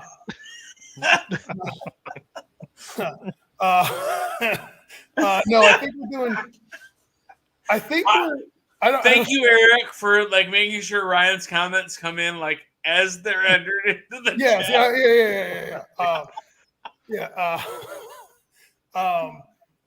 The key to it is just keeping a straight face. You know what I mean? Like it's like, yeah, that's what we're gonna do. You know. And then Mike's over there like, oh, sweet. Like, thank you. You know. No, I think we're gonna do. I think it's modified. Yeah. So, but it depends. If there's a certain person there in a certain class, we're gonna change classes. to race against them. Oh, sweet. Mm-hmm. Yeah, so I like it. Yeah, so, but we'd be going up a class, or a couple class, whatever. So, but it just depends on who's there, Devin, are you trying to? You're trying to, like, get at somebody, right? Call it what you want. Yeah, sure. I guess I don't know. I'd rather not get into it, but yeah. I mean, you only get into it. So, care to share a name? Like what? No. No. They know who they are. You'll know. I'm gonna patch. I'm sending Ryan Hargett the link right now. Oh, Ryan's coming in. This is gonna get better. Oh, so we'll get to hear the tears in audio, not just visually typed. What? I just sent it to you, dude. I just sent it. Yeah. But yeah, no, I think we're gonna do modified. We kind of fit rules for like modified, unlimited iron, and unlimited. So, like it could be. Here's so if I may, like the unlimited iron, like adding like glass front end, glass doors, glass fender, like that's not unlimited iron anymore. Well, I think that like Joe Barry's car was an iron car, iron doors. Well, and that's why you don't see Joe Barry racing them anymore. I know, but that's the bitch I have about it. Like, yeah, I'm with you. I think that their premise was just weight, right? Like, I don't know for sure, but I would assume that like when Larry Larson's truck and Tom Bailey's car and whatnot, they were like, well, we have to give these people that don't have those pro mod cars that are actually like 3,000 pounds and up a place to race, but that are like kind of really radical. You know what I mean? So I think I'm again, don't quote me on it. I think I'm right, but I think that if they're going to do unlimited iron, I think that they should move that weight up. Thank you, Rick. You know what I mean? Like move but it. Here's the deal, though. Like, I mean, like, what's Tom Bailey's car weigh? I don't know, but it can't be too heavy, But I think it's 2,600. It's probably heavier than that, just because of those big stupid tires, and you know what I mean. Like it's cooling system. I mean, so then what's an iron version of his car weigh? 300 pounds more. Oh, it's heavier than that. It's probably 3,200. Yeah. Mm-hmm. Yeah, I mean, with all the same equipment in it, you know what I mean? Yeah. It'd probably be a 3,200 pound car if you took like a real car, left the the steel quarters on it, the stock floor pan, like stockish, you know what I mean? Like kind of like do what everybody would do to those cars that run sixes with them. Yeah, I think. And then you put the huge radiator and the cooling system and all that stuff, and you just like left the car as if I'm not going to remove a bunch of crap to race it, and then you know what I mean? I think it would wind up being race. Yeah, I'm Devin. You and I are not very far apart. Yeah, I mean, I think 3,200. I mean, like. The unlimited iron's cool at 3,000, but it'd be a lot cooler at like 3,200, 3,300. Yeah, and then get rid of the fiberglass allowance. Sure. But so like my thing about the fiberglass thing is like fiberglass. I mean, I understand it because the name is called unlimited iron, so like it should be iron. It should be iron. Yeah, I mean, it just makes sense. Like a magnet should stick to just about everything there, Yeah. But the unlimited iron being 3,000 isn't that big of a deal to get. Like you could take a Fox body and fit the rules of unlimited iron at 3,001 pounds, and then you're racing against people that are like 36, 37, 3,800 pounds. You've got a 600-700 pound gap on, you know what I mean? But if you took a 2,900 pound Fox body and you were forced to make it 3,300 pounds, yes, most people would like, screw it, I'll run modified. You know what I mean? Yeah. So my gripe with the fiberglass part of it, though, is that it's all about weight anyway. So my view on it is always like, well, let more people in it. If somebody bought a fiberglass doors and front clip and they're still 3,300 pounds, all right. You know what I mean? But I think you got to move the weight up. I think that the weight's got to be 3,300, So Red Hat's asking what your car weighs. I think to your point, it goes away from this iron concept, right? Well, it does. No, that's why I said my beef. That's why I said like iron's in the name, so it should just be iron. But with a weight limit on any class, I kind of just Yeah. throw that idea out the window when you put a weight limit Yeah. on them. And then Eric Redhead's comment. 3,300. Yeah, and we're like, 3,300. and so we were on Brian's car. We were on like 3,260. Yeah. Just to like not like run up against anybody's scales that are different. Mhm. So we've had scale variation that's 50 pounds, and so we run it, up against the higher edge, just to make sure we're not too light. Yeah. Yeah, like there you go. So 69 Camaro, 3,125 pounds. So like if he did all the things that he would do with, like if Tom did all the same things like with a 69 Camaro, like a steel 69 Camaro, he'd cut that 3,125 down to probably 2,850. And then he would add in the additional 300 pounds back into it with a huge cooling system and big turbos and blah, blah, blah, Yeah. So, see, Andrew lives near Bristol. So, are you out there? What's that screen? Who is that? That should be Ryan Hargett, but I can't. He's Is he got in there? poor internet connection. Nope, oh, not there yet. He's out. Well, I just pulled him off until we can get a screen on him there. Nope, it is gone. and then, so anyway, so Bristol was one of my concerns. And then, Rockingham. I'm up in the air about Rockingham. Like they just did a pretty huge remodel of Rockingham, and it's very nice. But I don't know if I'm afraid they're just not going to prep the racetrack.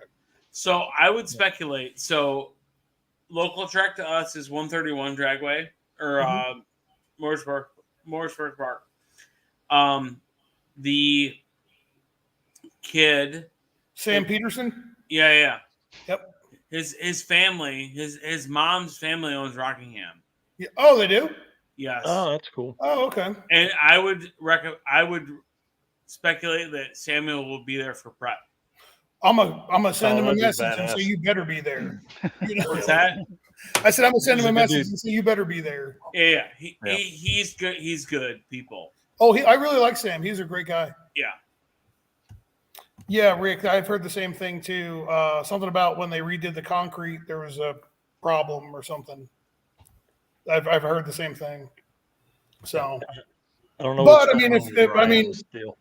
we've been testing on like not so great racetracks. So, you know what I mean? Yeah, I mean, like Brian's car, like we try and make the car lazy early, so it will accommodate shit tracks.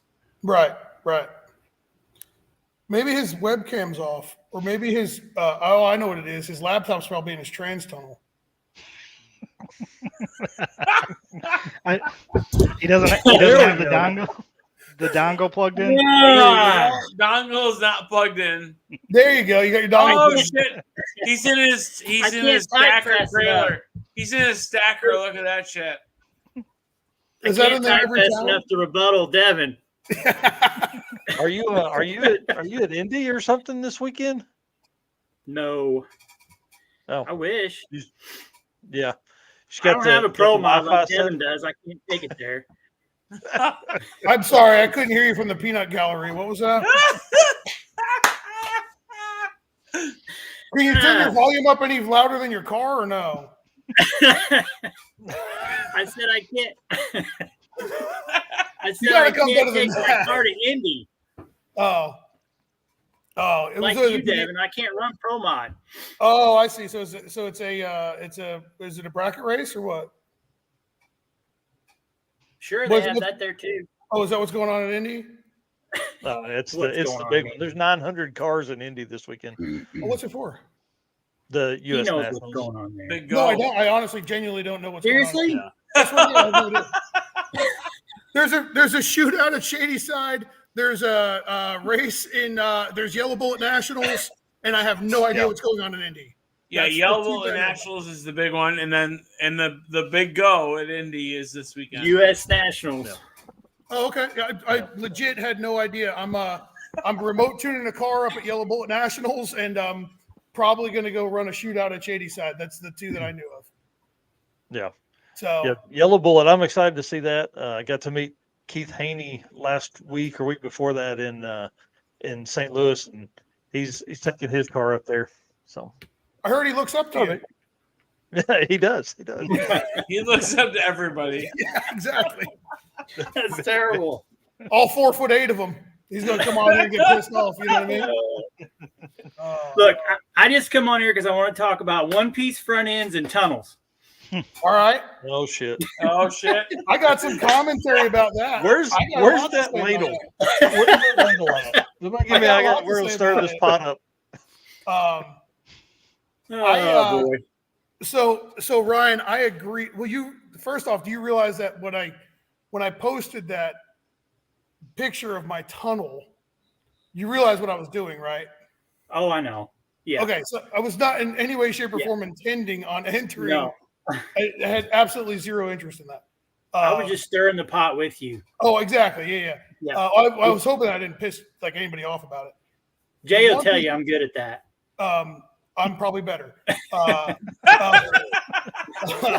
I don't know if it's something that's to be proud of. You know what I mean? Yeah. The one-piece front end thing, though, man, I like Brett. Right, I like Brett a lot. Like I got along with him really good when we were in Florida. I've talked to him quite a bit, and I don't blame. We do not need to get Turk on here. Ain't nobody got time to deal with his smoky ass cigars and his. Oh, I cropped that video. His ultra cold Diet Coke cans. Yeah. But the one-piece front end thing, I can't blame Brett for trying that. Right? Absolutely, I don't blame him either. And I'm with him, and they ruled in his favor, so it is what it is. But I think that should have been a little bit more explicit. Yep. You know, it should have the writing on the writing and the rules probably should have been a little bit more explicit. You know, there's some rules though that are in the drag and drive stuff that just don't make any damn sense. You know. Well, and so that's what I was going to say. The struggle we're coming in this run right now is everybody's it's always been really laid back, and we're getting a lot more hardcore racers in, and it's guys like me and Devin. Yeah, we're running from, you're looking at a rule set that may have been set up nobody would ever have something like that in this class, and now we're seeing it. Hang on, oh shit! Guess what? If you're on an air dam in 850, I'm gonna call your ass out. Mm-hmm. Yeah. There are dude, y'all's 70, car. There are 70 Malibus that have a 6-inch valence on them. Guess what? That shit did not come on your 70 Malibu. I'm calling you out. It's just like any other rule, though, Jay. I agree with you 100%. And I'm the dick because I called you out. Same here. I've had that same thing happen. Yep. Yeah. 100%. And I don't care who you are. And guess what? Brian, he cares even less.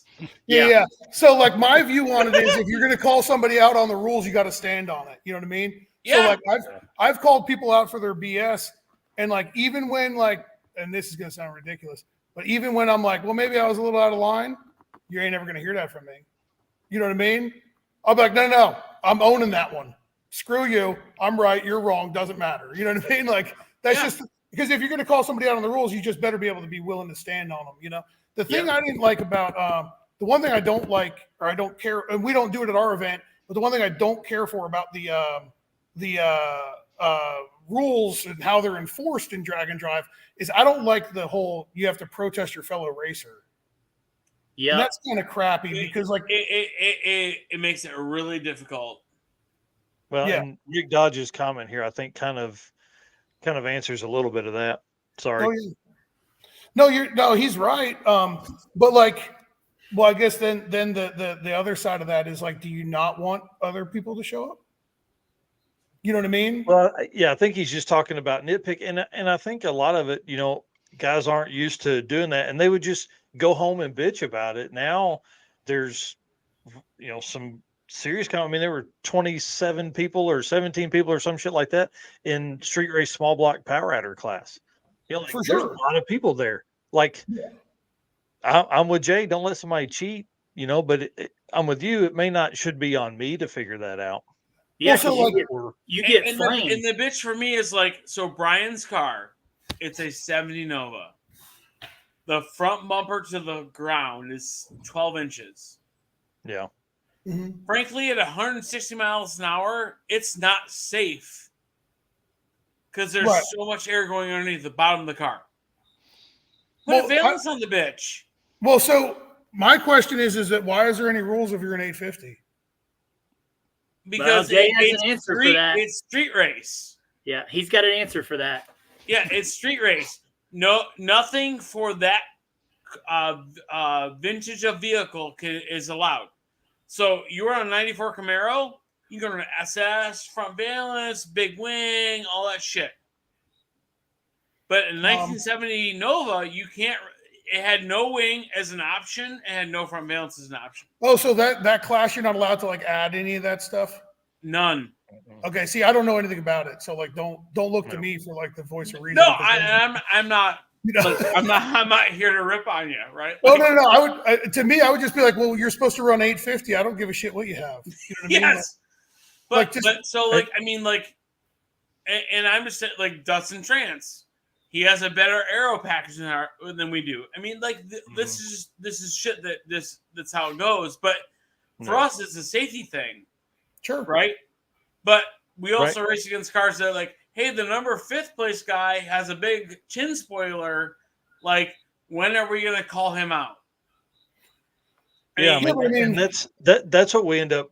That's why. So I hung out with Keith Turk like day 4 last year of Drag Week, and he was like, day 4 is always the hardest because the guys that are wanting to move up may have seen a few things from other classmates, and they're like, hey. That guy's got that. That guy's got that. He's like, call that shit out on day 1. If it's a problem, call it out. Don't get to the end and win that way. Yeah. How come we started talking about rules when I come on here? Is what I want to know. Because you are the whiniest dude we all know. I feel like because I love you, Ryan. Man, because you can see the stock tunnel that you're claiming you have hanging up on the wall back there. Look behind you, your right shoulder. I think is that a stock tunnel? Hey, hold on. I think I got some dongles over here in my trailer. I bet you need them. God dang, I'm carrying 2 spares. I don't want to hear it. Yeah. So Andrew Doppita here saying, the drag week, sick week rules are way overcomplicated. I think what's happened is they've grown. Like super street used to not be that fast, and then you went to super street, then you went to street race, and then now I think there's 18 classes or something like that for 2023's running in 2024. So. It's street race, small block power adder. Tunnel gate, Rick. Year 1, the guy went 9-19. He was the winner. Yeah. And now it's an 850 index class. Like, yeah. I mean, Robert's post, like, look at support vehicles. Like, I've turned my eye the other direction on sport vehicles. Dude, I've got don't get me started, Jay. Yeah, but here's the deal, and this is a beef I have. It doesn't screw with my class. Yeah. I told somebody at Sick Week, I'm not gonna say names, that that they were cheating, but that I didn't give a shit because they weren't in my class. Yeah. And I told them that if they were in my class, that I would encourage them to continue to cheat and do a lot better of a job cheating so that I can run you the fuck over. Those were my exact words right to their face. Well, Devin, here's the deal. I want to be the guy that is protested and challenged for cheating and all this other bullshit in my class. See, I want to be the guy that goes 850 something every fucking day. Sure. And that's like, I'm in number 1, protest my shit. Well, so we didn't want to deal with protests or anything. Like when we moved up to unlimited, I was like, well, you can't protest this, can you? You know what I mean? Like you can't, like, what are you going to do? You just throw us out at this point? You know what I mean? Like you just say you can't be here, go home. I'm like, okay, well then at least we won that, The first person to ever get thrown out of Unlimited for not doing anything wrong. That's great, Like I'm looking for something. And like I talked to Keith Turk about it on day one. I said, or like before day one started, I said, we're in modified, but I want to move to Unlimited. And he's like, well, you have to go to the slowest class that, you fit in or whatever, right? Like I think that isn't that the rule? Yep. That's slowest very class much a drag week rule based on land speed's hierarchy. Yes. Yeah, I've never heard that anywhere else. Yeah, see, it's strange to me, but in a way it kind of makes sense because you don't want like 10-second cars going into Unlimited because of car like, count. True. Well, I'm going to go to this class because there's one person in it, and I could beat them. I'm going to win a trophy. Right. That's what I'm saying. Like I get why, but no Air Jackson. Bullshit. All those motherfuckers. Yeah, suck it. Okay. Devin's went from a pro. He's went from a pro mod to an IndyCar now. Yeah, you're damn right. Okay, I don't even care. And then tomorrow I'm going to pick up a new nitrogen tank. I'm picking up a new nitrogen tank, and when y'all are pumping jacks, I'm just going to go and I'm going to go suck it. You know why I put air jacks on the car? You want to know? What do you got to jack your car up for? Lazy as fuck. No, you know why I put air jacks on the car? So that you could slide up underneath of it easier and see the tunnel.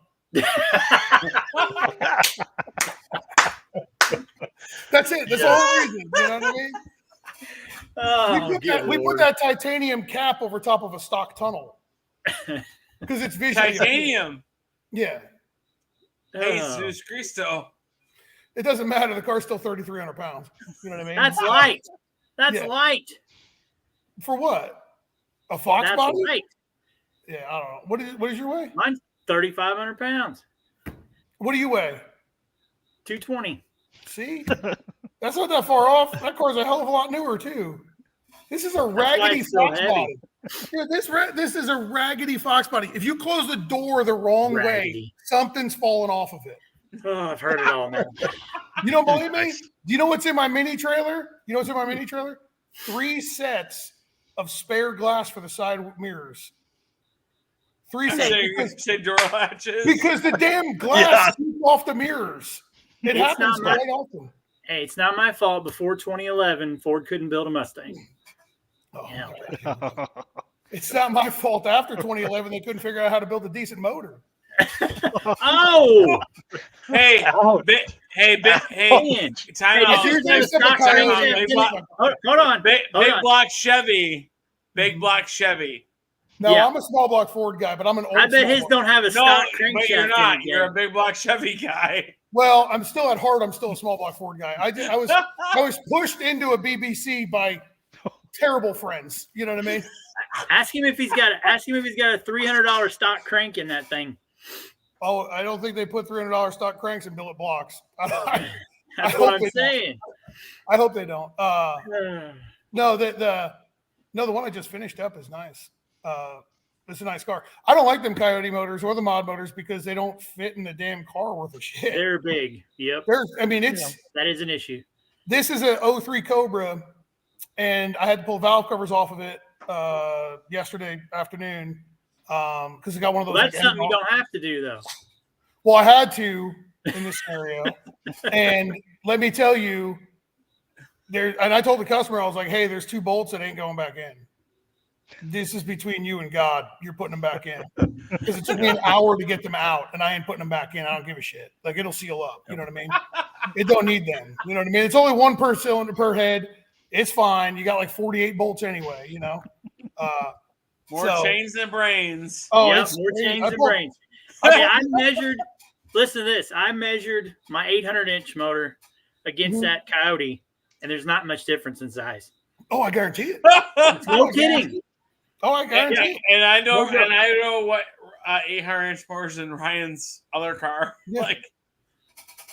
Dude, I've done 5.3 bore space motors in Fox bodies where I'm like, there's more room in this thing than that 03 Cobra does with a Coyote in it. Yeah, my 5.2 800-inch motor is about the same size. Yeah, it's insane. It's wild. So yeah. But I got to say, like, Brett made my Brett LaSalle made my employee Justin like a believer, right? He was like, God dang, that Coyote motor was like that fast. Like, it takes that much abuse. I was like, yeah, I guess so, And so he's under the impression that it's like it just came out of an F-150 and it's got like a couple little things done to it, right? So he starts going down the wormhole of like, well, what does Brett LaSalle have in his engine, And then he finds out that it was like almost 30 grand or something, right? And my employee is not it's not 45. He's not a hardcore drag racer. You know what I mean? Like I don't have that much in mine, I promise you. It's stock cylinder head with valves and springs.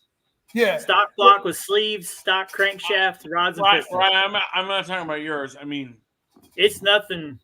Yeah, well, when he found out that it was like 30 grand, he was like horse laughing about like who's the idiot that pays that much money for a stock block anything. And I was like, well, we got a car in the shop right now with a stock block LS that like probably has that much into them too. So yeah, true. It's wild how much money you can spend on some of them, but they run good, and I mean, like let's be honest, Brett LaSalle ended up the week with a 674 average. Oh, I'm not taking anything away from him. I like Brett, and he did a fantastic job. That car is really cool, and he's really nice too. Yeah. Yeah. Now, does he push the limits of the idea? For sure. But like, I have a customer who absolutely did that in the all motor world. I don't know if you followed that at all. Oh yeah. Yeah, Ed Enzer. Yeah, Ed and Jimmy love them dudes. 746. Yeah. Mm-hmm. Yeah, all motor. What's funny about that is that's a 632 nitrous motor. There's no nitrous on it, but it's literally like a nothing crazy 632 nitrous motor. Yeah.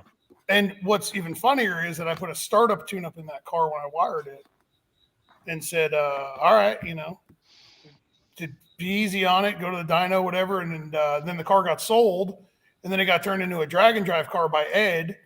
And then Ed calls me and says, hey, I'm going to go race this thing all motor. You think you could help me? And I was like, with what? And he's like, with tuning it. I was like, well, did you ever like bring it to a dyno or like do any of that? And he's like, no. I was like, oh. So at first I didn't know Ed, because he bought the car from a customer of mine. And I was like, I don't know, man. Kind of just blew him off at first because I was like, you know what I mean? Like, I don't know how honest you are about any of this shit. And then he calls me and he's like, hey, we're going to go to the racetrack. I was like, okay, well, have fun. You're running all motor. You ain't going to tear it up on motor. You know what I mean? And he calls me, is this motherfucker's fast? He was like, you hooting and hollering. This thing's fast. Blah, blah. And it runs so good. And I'm like, how fast did it go? And he tells me the thing is like, first time out, it went like 820s or something with like the wrong converter and whatnot in it. And I said, it went 820s in the quarter. And he's like, yeah. I just asked him, I said, is that pretty good? And he's like, yeah. And I'm like, all right. So then I said, well, do you need my help? And he's like, no, I just need to change the converter. So he changed the converter, went like 760s and then like 750s and just chipped away at it. Like, move, all he knows how to do is all they know how to do with that with the EFI is how to use the timing retard. Yeah. That's all they know how to do. Yes. They don't know how to do anything else, So that's all they did. So he goes to Six Summer. Wow. I never touched the computer in the car. I'm telling you, I put a startup tune-up in it, and I was like, yeah, we're good, Dongle must have been programmed in that one. What's that? The dongle was programmed in that one, I guess? Yeah. Mm-hmm, yeah. Mm-hmm. That was pre-dongle gate. Don't mention any other names. Yeah, that was pre-dongle gate. That was dongle gate. But he went out and he never drove the car before, like on the road. Wow. Like never drove it down the road or anything. And like day one, like me and Josh ride up there and we meet Ed for the first time. And Ed is at like 1,000 miles an hour all time, right? Yeah. There's no slowing ready down. to go. I mean, Yep. He is extremely high intensity, and he's about 160 pounds, right? So like maybe. Yeah, like really skinny guys scare me, right? Because they're fast. I weighed 160 pounds in 7th grade. Yeah. I think I was 160 pounds at like 7 years old.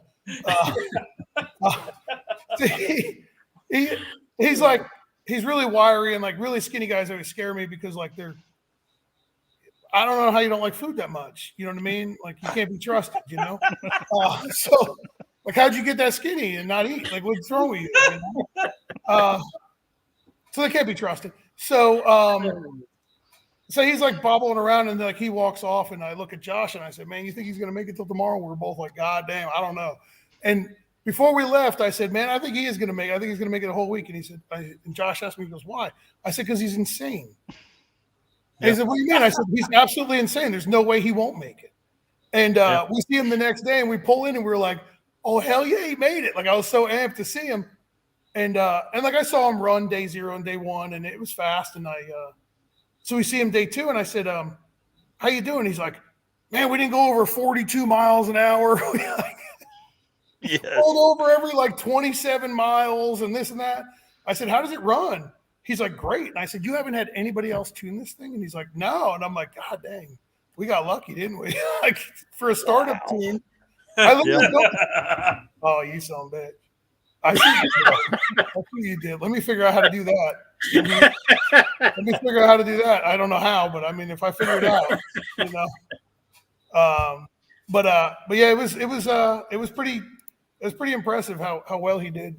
So, and he crushed the record. I mean, crushed it. Yeah, like 778, I think was the old setup, and now it's like 740s. Yeah. He's as far as I know, I was just talking to him the other day. I went over some logs of his other car. What's funny is he took the tune-up out of the blue car, and he has another car, a red Fox body, and he had a local guy wire it up, and the local guy up to him just took the tune-up out of the blue car and shoved it in the red car, and was like, well, let's see if it starts. And it starts and runs, and he was like, all right. And I told the guy, like, hey, you got to just change cubic inch a little bit and you'll be all right, you know. And he's like, okay. And he's been racing it on that too. So I finally, awesome. Just like a week ago, I spent about 2 hours on TeamViewer with him, going over logs of the red car, and like literally, it's a startup tune-up for a 632 that he shoved in this other car with a different engine, and I was like, man, there's a little bit of room for improvement here, you know what I mean? And he's like, I think I'm going to bring it to drag week, you know. And I'm like, oh, Jesus Christ. So I guess he's going to chase another NA something with his red car, which apparently is very nice. I just have never seen it before. So I've heard stories the red car is nicer than the blue car, and the blue car was really nice. Yeah, the blue car was really nice when after I wired it, and then whatever they did when they added a whole bunch of stuff, it looked pretty. I yelled at him about it, you know. He was a carburetor guy, right? Like that was the first bit of EFI they had done or something, right? Dude, listening to him about carburetors, he's like, I don't know any of this dumb DFI shit. I'm a concrete guy. I don't know this computer shit, you know. And I'm like, geez. Apparently, he took the red car to Florida for sick week this year, right? Mm. They tested the whole week prior. They couldn't get the carburetor to run worth a shit. He took the car home and said, screw it. I'm putting fuel injection on it. He contacted us and he bought all the parts from us. And he had his local guy wire it up and install it. And it runs like it already ran like 3 or 4 tenths faster than when it had carburetors on it. So that's awesome. Yeah. He's a converted. He's a convert. You know what I mean? Yeah. You know, he's slowly getting into 2023. You know. So next year we're talking about maybe being able to teach him how to use the rev limiter. 2023 is time and retard. Next year, maybe a rev limiter. That's about it. We ain't gonna get too far, you know. Well, if he brings the red car to drag week, that's gonna be interesting because that car, bring it on. That blue car was as street a car as possible. I even saw Ryan looking at it, going, "Man, that's got a really nice tunnel in it." Yeah, the doors are off of it because they don't roll down. Yeah, real street car. Well, no, I think the doors are off for airflow. That's what we'll say. Yeah, they didn't roll down. The windows didn't roll down. Yeah, no, the windows definitely. The windows don't roll down. Good, come on. They don't need to roll down when you can take the doors off. That's where I draw the line. I told him he should have put a sticker on the back window that said it's a Jeep thing. You don't understand. Yeah, because the doors are off of it. So Yep. they slept underneath that car every night. Yeah. Yeah, They they slept drive all the way to the around track underneath at the car 42 under the miles an plug. hour. Yeah, it's psychopaths. He did the entire drive on race gas. He drove the entire event on race gas. Expensive. Wow. Wow. I said, "You're out Well, of your we mind." didn't know how to mess with the timing. He doesn't know how to Because, do like, anything. He don't know how to do anything in the computer. So like he's just like, I don't know. We'll just put race gas in the whole time. So, okay. So With a street car, you shouldn't have to do anything with a computer between racing and driving. you don't do anything? Nope. Really? Do you ever even bring do you bring your laptop? Yeah, but I don't need it. Oh, you shouldn't even bring it. If you I want can to use prove your the point, screen. I you can wanna use the prove- screen for that. if you want to, no, you don't even need a screen. What do you need a screen for? All you need is an all pressure warning light. The only thing I use my laptop for is power management during the week. That's it. You shouldn't be doing that. It's a street car. That's the only Man, thing. like, Well, why do you does that even mean have you're that? not turning it up enough at the track, or you're running the street with a bunch? I don't know. I heard you. I saw that you were No putting need it together to. in your car Why do you have to change the tune for the street? because it's different fuel. I thought We you may don't. change the That's tune what for flex the, fuel sensor for is the for. track. You ever use flex fuel sensor with pump gas and methanol? No, I have methanol in mine. It's just in a separate tank. Right. So, you So- just spray methanol? No.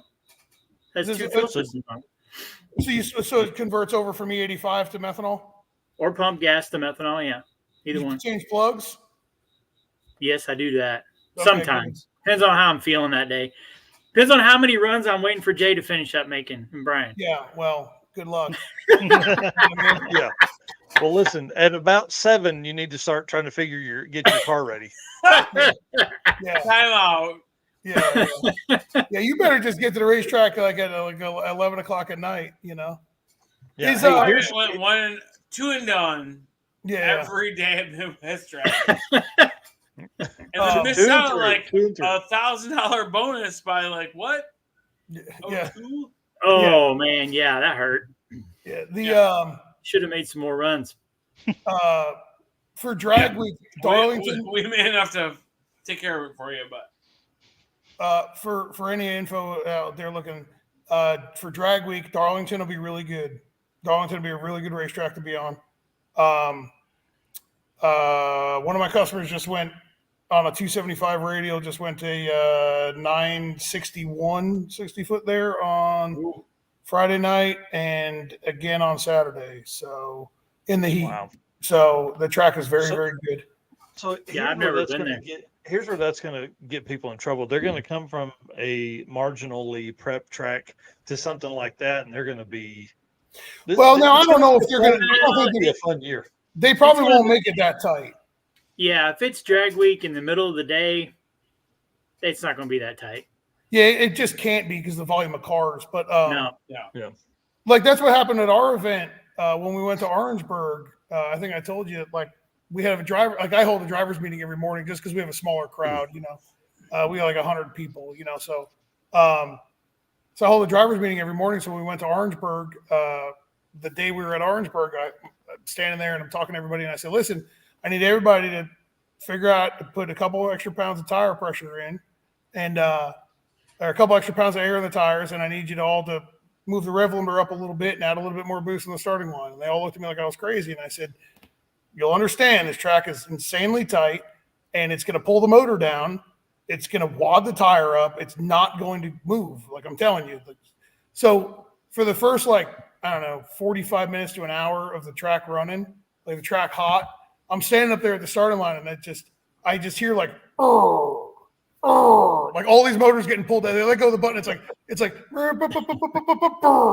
you're like, I told you. And then like I see tires getting wadded up, and then like wheel hopping and stuff and chattering, and I'm like, so finally like the one guy comes over and he says, "It's never done that before. I thought you said the track was really good." I said, "The track is really good." I said, "The problem is it's wadding the tire up, and doesn't have enough power in it, and it doesn't have enough air pressure in it."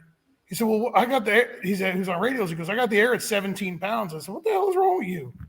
It's like a 3,500 pound car. And he says, "What do you mean?" I said, Fuck, you should be like 21. I said, "Move it up to like 22 pounds and try it. And he did, and that was a really bad thing because when he moved up to 22 pounds, he added a bunch of power, and the car just went whoop and climbed the ring gear. And he ain't never had a car wheelie before on him, so that's party. But it was interesting to see the guys that do nothing but drag and drive get on a racetrack that was like insanely tight. Yeah. We made a test hit there and went 2.97 G. So that day, you know what I mean? So that ain't too bad for a 3,300 pound car on a 275. You know what I mean? Mm-hmm. Wow. So are you going to run a 275 at drag week? Yeah. Oh yeah. Yeah. I'm not doing. We're not going to do we can't fit nothing else bigger on it because it's a street car. It doesn't have like huge tubs. You know what I mean? Yeah. Like those factory 2015 cars. They were planning out the Pro Mod for you. That's what it was. Rick, mine's not a 15, that's some bullshit fuel economy. He's a carburetor. Yeah. Yeah, but here's the deal. Old school carb guys are like, wow, this is a fuel and mirror eating device, and we should get the same fuel economy you do with EFI. Right. And then they turn their distributor until it pings and back it off 2 degrees. And then they go like a hit. Nothing against you, Rick. It's all right. I'm just saying, like, it's a carburetor. You know what I mean? Fortunately, everybody else stopped using them. Devin, you run race gas or 93? 87. 87. How about you? Well, whatever. Well, I mean, like, I'll buy 93, but like in when we were in wherever that state was that was in the middle of nowhere, I think it was Iowa. They only had 87 or 89 or something. Okay. And they just shoved it in there and it was fine. You know what I mean? So Jay, I can run anything from 87 to E85. It doesn't matter. Dongle man. Yeah. All right. You just now seen that? Yeah, I saw it a while ago. That's why I said, let me figure out how to do it. Yeah. So Brian's car is like around 12 miles to the gallon on E85. We got so I know without pulling the trailer on 93, I can get right around 19. Without a trailer, okay. Without the trailer, without the trailer. With the trailer on 93, we were getting like right at like 12-ish, like 11 and a half to like 12 and a half. But we got better fuel economy in Florida because there wasn't nearly as the roads just weren't as shitty. You know what I mean? Yeah. My car's got a solid throttle rod on it. Have you ever driven a car with a solid throttle rod? Like your race car. Yeah. Brian, your race car's probably got one, right? My race car does. My street car has a cable. Mm-hmm. Brian's car has a cable. Yeah. So with a solid throttle rod, if you hit a bump, it's like yep. Like when you're driving, it feels like you're in a rhythm section of like riding a dirt bike. You know what I mean? Because your foot's just doing this. Your foot, like the whole time, just going like, and it's sometimes it happens on the track too. When you, let's say you have to board a run. Oh yeah, it'll do that to you. Yeah, or if you're like just driving through the pits and like there's a spot and it just starts getting a little bouncy, it's like you're like, what the hell? And it's like I know if I pull out of my driveway and make a right, I have to like put it to the floor for about 80 foot, and then let off the throttle for about 100 foot because there's like a section of the road that's just rhythm section, and it looks like a Bronco going down the road because you're like in the car like just doing this. It's insane. But I think that killed our fuel economy, honestly, in Iowa or Illinois because the road was so damn bad and your foot's just bouncing so much. You know what I mean? So it's hitting. I don't have overdrive, so mine's not upgraded. Yeah. I don't bigger tires on it. Yeah, I don't trust them. What size tire do you run on it?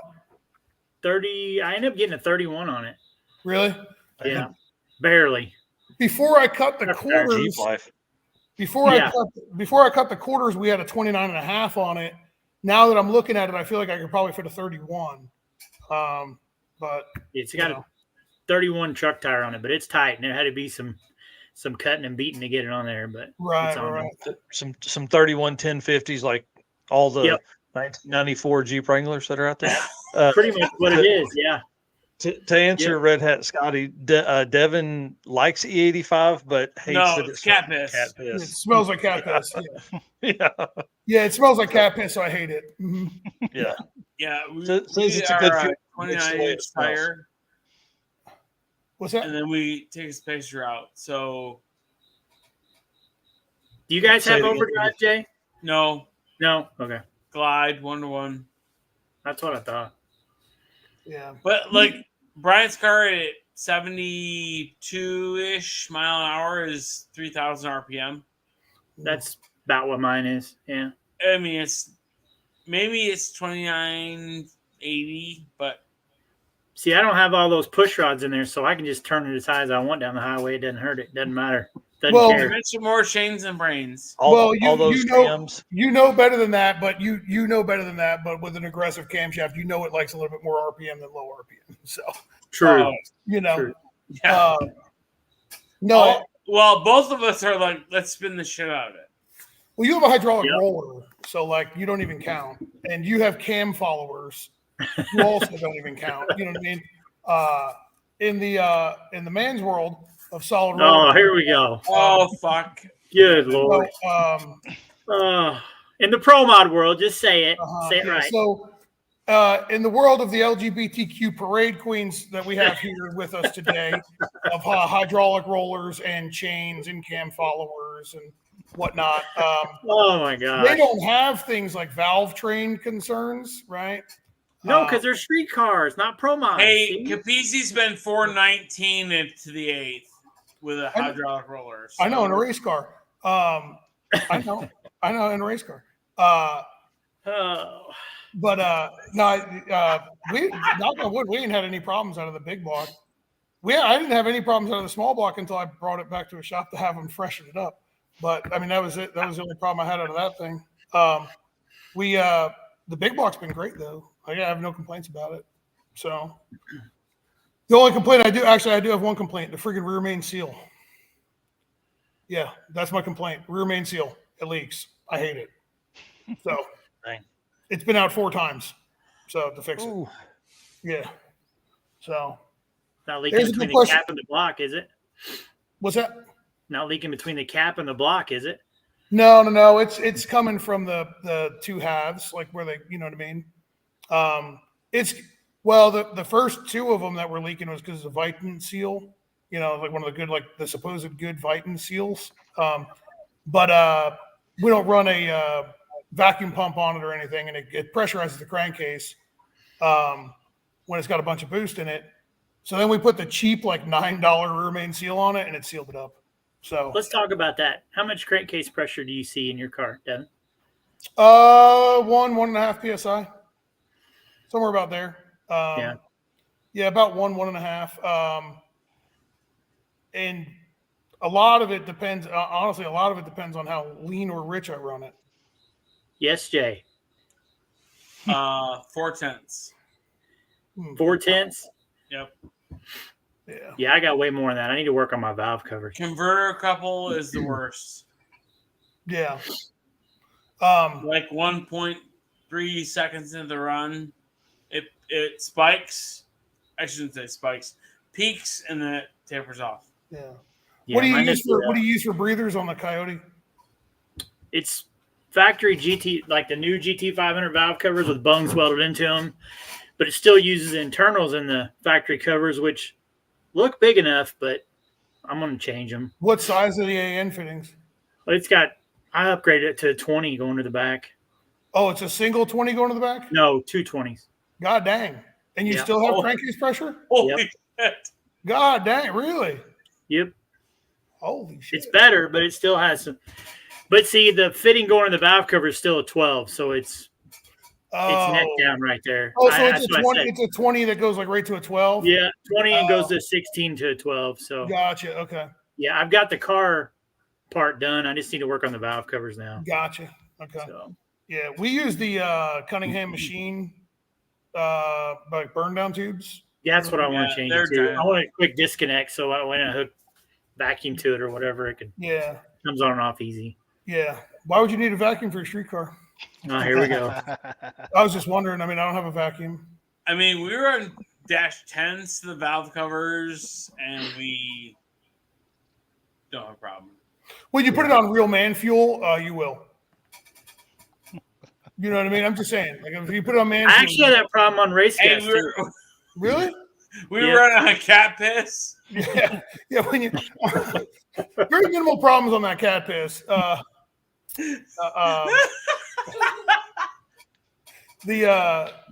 methanol, methanol is the worst for it. I'm surprised you had problems with race gas. Back then, I had only had 2 12s going to the back, Oh, okay. so Yeah. that was part of it. Yeah, Yeah. I've switched it since then. Funny story. I had a guy bring me a car to help him get running, right? And he said every time he cranks it, it wouldn't start, but he would always hear after he let off the starter, he'd hear this like squeal, right? And he's like, it sounds like a damn pig getting. Like I was like, what are you talking about? So he hits the button, lets off of it, and you hear like it's like compression bleeding down. You know what I mean? You're like, what the fuck? Oh, I know where you're going. So like I start looking at the car and I'm like, hey, there's no breathers on the valve covers or something, like nothing. Like it's just sealed up. And he's like, man, what's wrong with my valve covers? They're really nice. And I'm like, they are. It's just there ain't no fucking holes in them. You know? He's like, he says, Well, I got a confession to make and a good story, so you guys can make fun of me over. So when I put it back together earlier this summer, I was all excited, wanted to fire it up. Didn't have any of the breather stuff done. Just put the engine back in. Had 2 of those little metal caps, AN caps on the valve covers. Wow. Started it up. And the next thing I know, there's oil pouring out of the exhaust, coming out of the turbos. oh yeah. Like, Yeah. you idiot. Yeah. I saw it happen to a rear main seal on an LS. You idiot. I'm surprised it didn't come out anywhere else. I was shocked. Yeah. That was a bonehead one. It's Yeah, funny. I mean, like Brian dynoed his SB combo at Baker, and she's like, this thing has 4 pounds of pressure. You have a problem. yeah. Oh, you should have seen all the pressure this had just idling with those 2 caps on there. I got the dialogue. It was a lot. Yeah, I bet. That's funny. Don't tell my turbo guy that. Yeah. Yeah.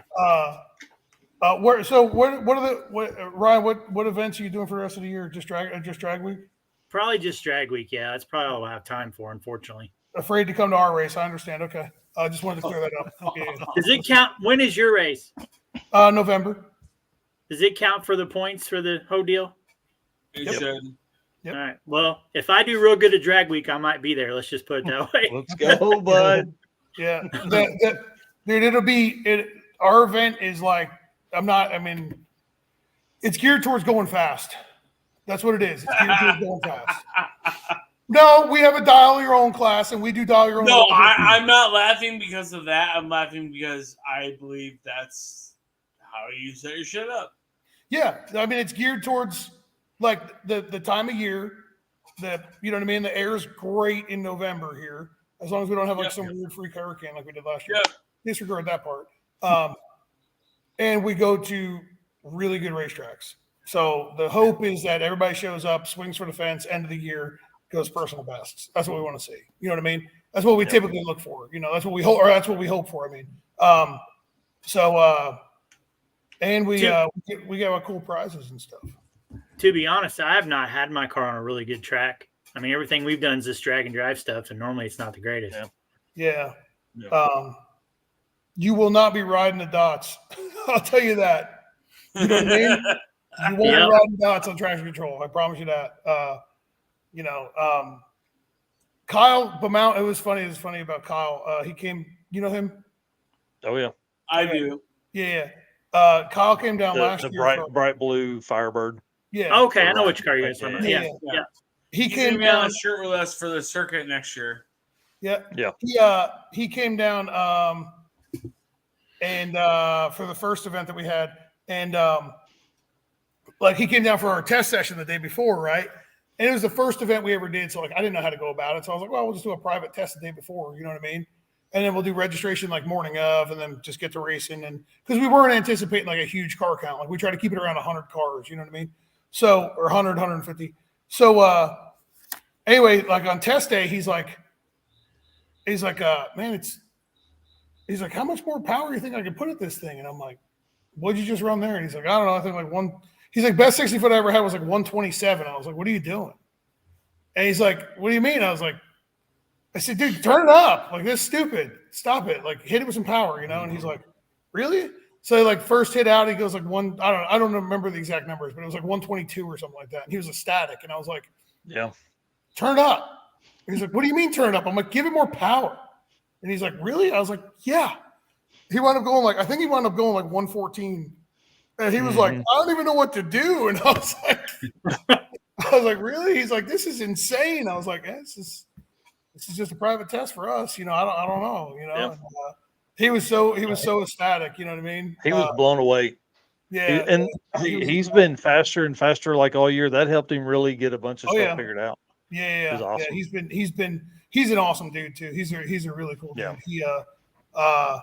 He's got a good shop, you know what I mean? Like his shop does good work and everything.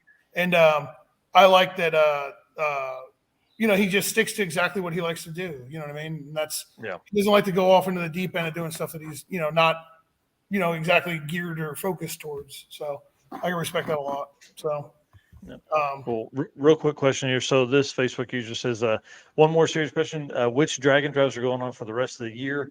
And how many are you going to do? Whatever. There's a bunch. There's like 11 left. So they're all over the world and country and all that stuff. So, I'm going to put the link to the most current list I have right now on the website in the chat, just so everybody can jump over there. But there's some crazy stuff coming for sure. I'm excited about your event in November. I'm excited about Drag Week that's coming. It's going to be crazy. And then Race Week, there's some racers on Race Week like Corey Thompson that are, I mean, seriously chasing the world championship points. So they're going fast. Like Corey Thompson's car, 67 Impala with the twin turbo LS setup in it. I mean, he's really going to be right on the edge of sevens this time. Will be the fastest he's gone. He's been 8.0s a bunch in the hot rod class. So yeah, I talked to him when we were at Six Summer. He's a nice guy. I like him. Oh yeah. Nice Super guy. nice. I like I did that that whole car. week by himself. Yeah. That Impala is sweet. That Impala is cool. really sweet. Yeah. I'm a big fan of That's a that cool one. car. So you think Drag Week's going to have as good a turnout as normal with all these other races going on all year? Oh yeah. It's the OG. I think for folks that are wanting to do drag and drive, I think Drag Week is the one. I think they're, you know, it's still easy enough to get in. Like this year, it took, you know, almost an hour to sell out. And so people had plenty of time to get in if they wanted to get in. Plus, I mean, there's been several people break throughout the year that are Drag Week is going to be their redemption. So I hope they do. Yeah, and it's a good part of the country. I've never really driven in any part of that country, so I'm excited about that. And I think it's the same for a lot of people. I think Drag and Drive's allowed a lot of folks to check mark off tracks on their list. You know, hey, I'm going to go here because I agree big time. Yeah, I've never been to. I don't think I've ever been to any of those tracks. Believe it or not. Yeah, really. All the racing we've done, yeah. Brian's been to one of them. Dude, so Carolina, I can tell you about all of them. And guess what? Devin will tell us all about all of them. Well, then fuck it. I don't have to tell you shit. No, tell us. Tell us, Devin. Come on. He's now. like, delete Jay. I'll tell the rest. Yeah. Don't get your dongle on a wad and tell us about the track. Carolina's really cool. Carolina's a really cool place. You do a burnout up the hill, which is pretty cool. Carolina is a fast racetrack. I mean, really good radial track. But again, it's drag week, so who knows, right? Yeah. Hopefully that lady's there selling the woo-woo juice. They sell this shit. I don't know what it is, but it's like a drink or whatever, like lemonade or some shit. But like you literally can eat it. There's like just so much sugar in it. They call it woo-woo juice. It's freaking delicious though when it's like hot out. Is there alcohol in it? I'm sure if you ask the right person, they'll give you plenty of alcohol to put in it. You know what I mean? I don't know. I've never seen Carolina the way I think we're going to fix and to see Carolina. I'm used to Carolina on a Thursday night where there's like $100,000 changing hands on grudge races. You know what I mean? And like, That's what I'm used to seeing. So I don't know what it's going to be like, for this, but good staff. It's not a huge racetrack like Darlington's a big facility, but like Carolina's not a huge facility. So like you guys are probably going to show up to Carolina and be like, God dang, really? But it's actually it's a nice place. It's a good place with good people that own it. Good people. Actually, the guy who owns it's a customer of mine. So so we're a little biased. You know what I mean? But he does a good job. He takes care of the place, and he actually just bought it last year.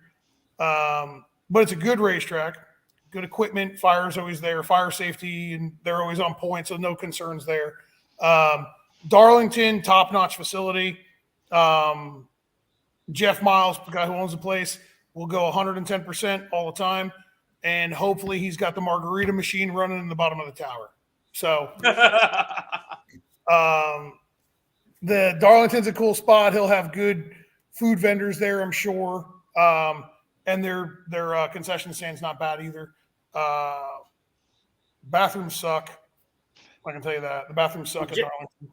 Jay will need all that because I'll be gone already by then. He'll be around there for 5 or 6 runs. So yeah, there's no showers at Darlington, Jay. So you're probably going to be screwed there.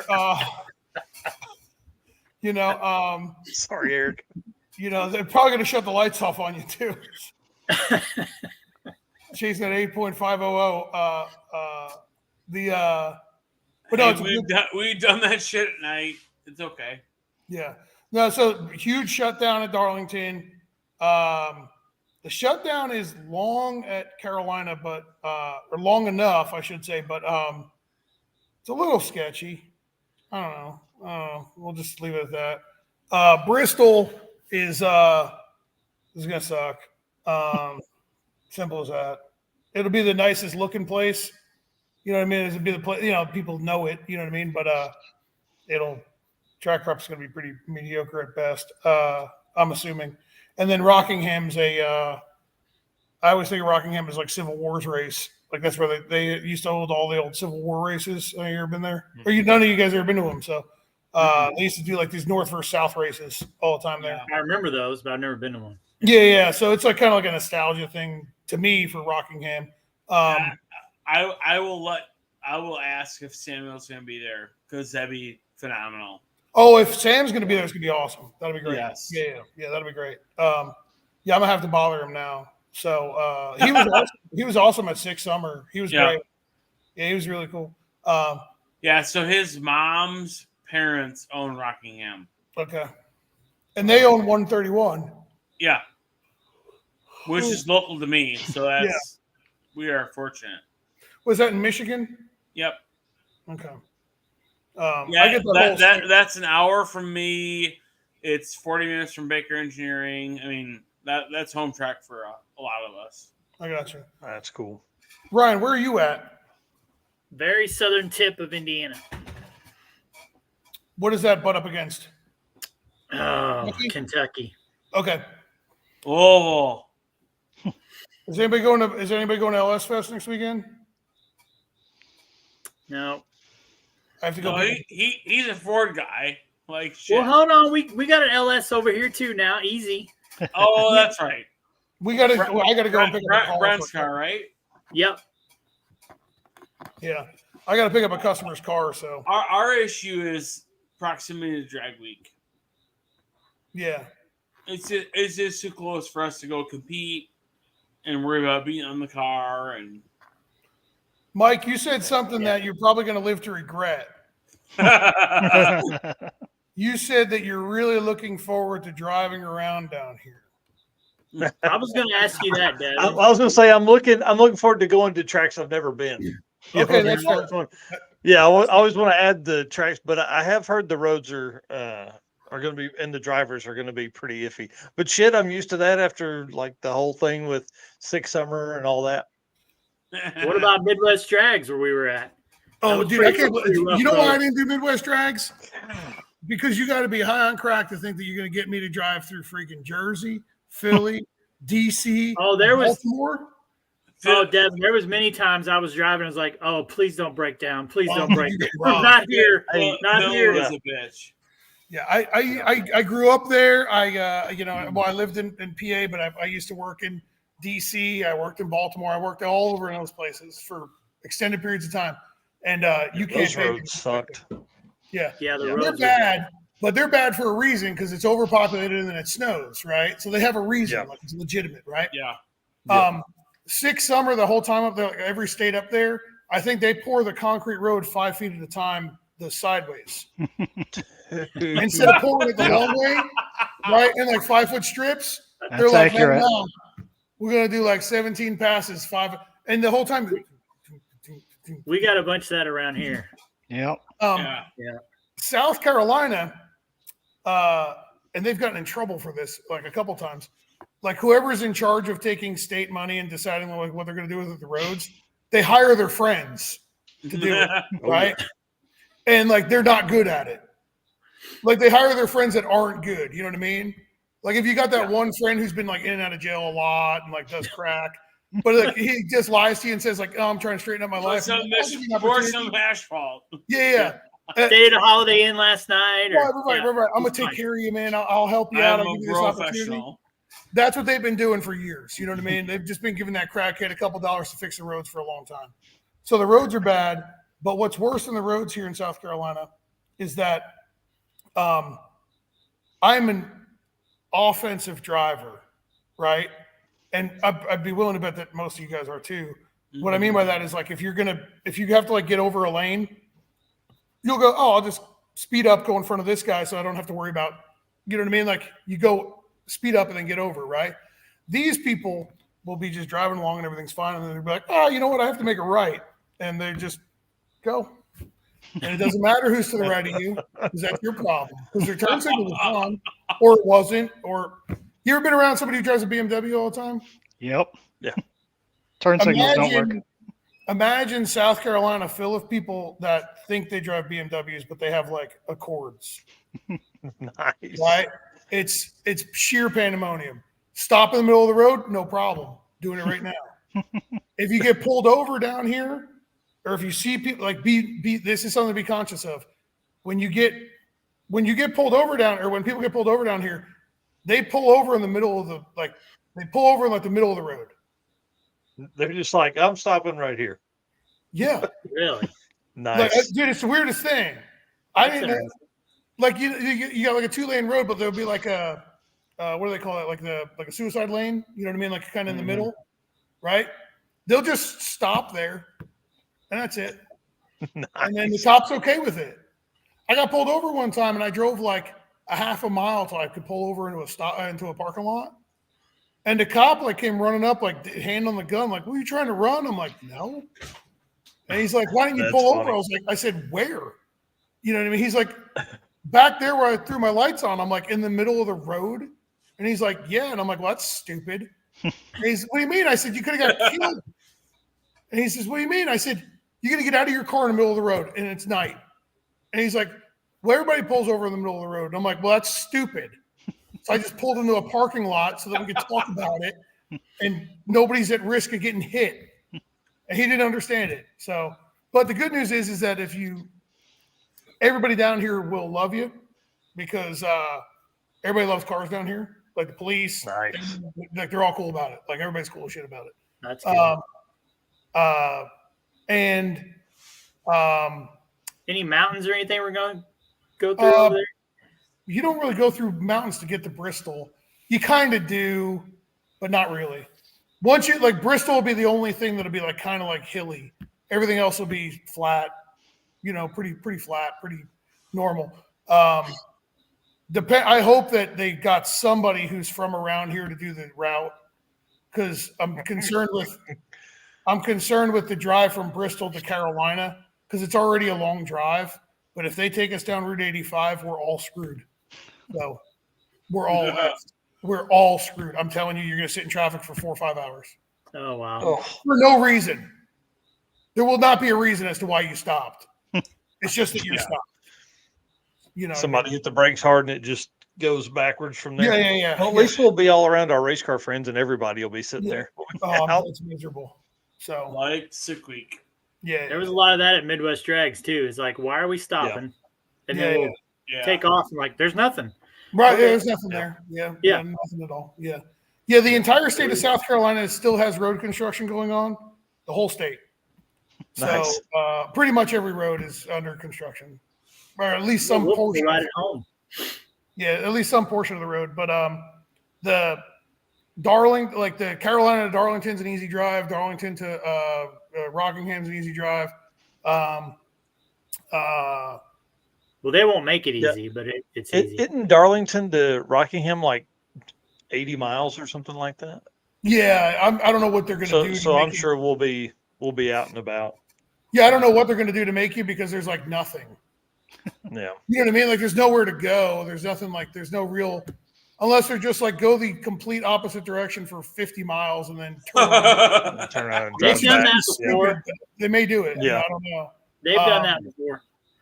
Or maybe they've kind of come to maybe I'm wrong, but I'm under the impression that we do not need to be doing 1,500-mile drives or 1,000. Like if you're doing 600, 700, 800 mile, Jesus, it's enough. You know what I mean? Yeah, but drag week has always been 1,000 miles plus. Yep. Yeah. I don't care. I'm just saying, like, it's just kind of like, get over it, you know? Yeah, I'm like, no. Yep. it's the granddaddy of them all. Yeah. Yeah. Yeah. It needs to be 1,000 miles plus. Yeah, it needs to be. Why? It's part of it. Yes, It's always been. Always been, and that's proves more that you got a streetcar. Well, so the extra 200 miles over 800 does? Maybe. I guess. I mean, shit. It probably it takes a bunch of folks out. It would be interesting to start tracking that, but I don't need to add something else to my list. How many miles of the trip do people make? You know, fuck, man. Yeah, you get enough of that. Yeah.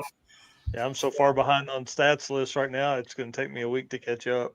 And then by the time you do, then I get to do it all again 3 times right in a row. Yeah. Yeah. So, yeah. Everybody already got hotels for drag week? No. Yep. No, you didn't You're get them? welcome, Jay. Thank you, Ryan. I'm staying with Ryan. Monday night we do not have booked yet, but yeah, I'm bringing my tent and my cot, and then some cash to give people for rooms for letting me sleep in there. If anybody needs anything, anybody that's watching or whatever, or listening or whatever, if anybody's like broken and needs anything, like make sure you kind of tag me in it or something, because like I know everybody in the Southeast down here, or just about. So like there's a good chance that within 20 miles of wherever you're broken down at, there's somebody there that probably can help you. You know what I mean? yeah. Nice. So, Cool. There's a lot of shops. There's a lot of racer people down here. I mean, we race all year, so like it's just everywhere. And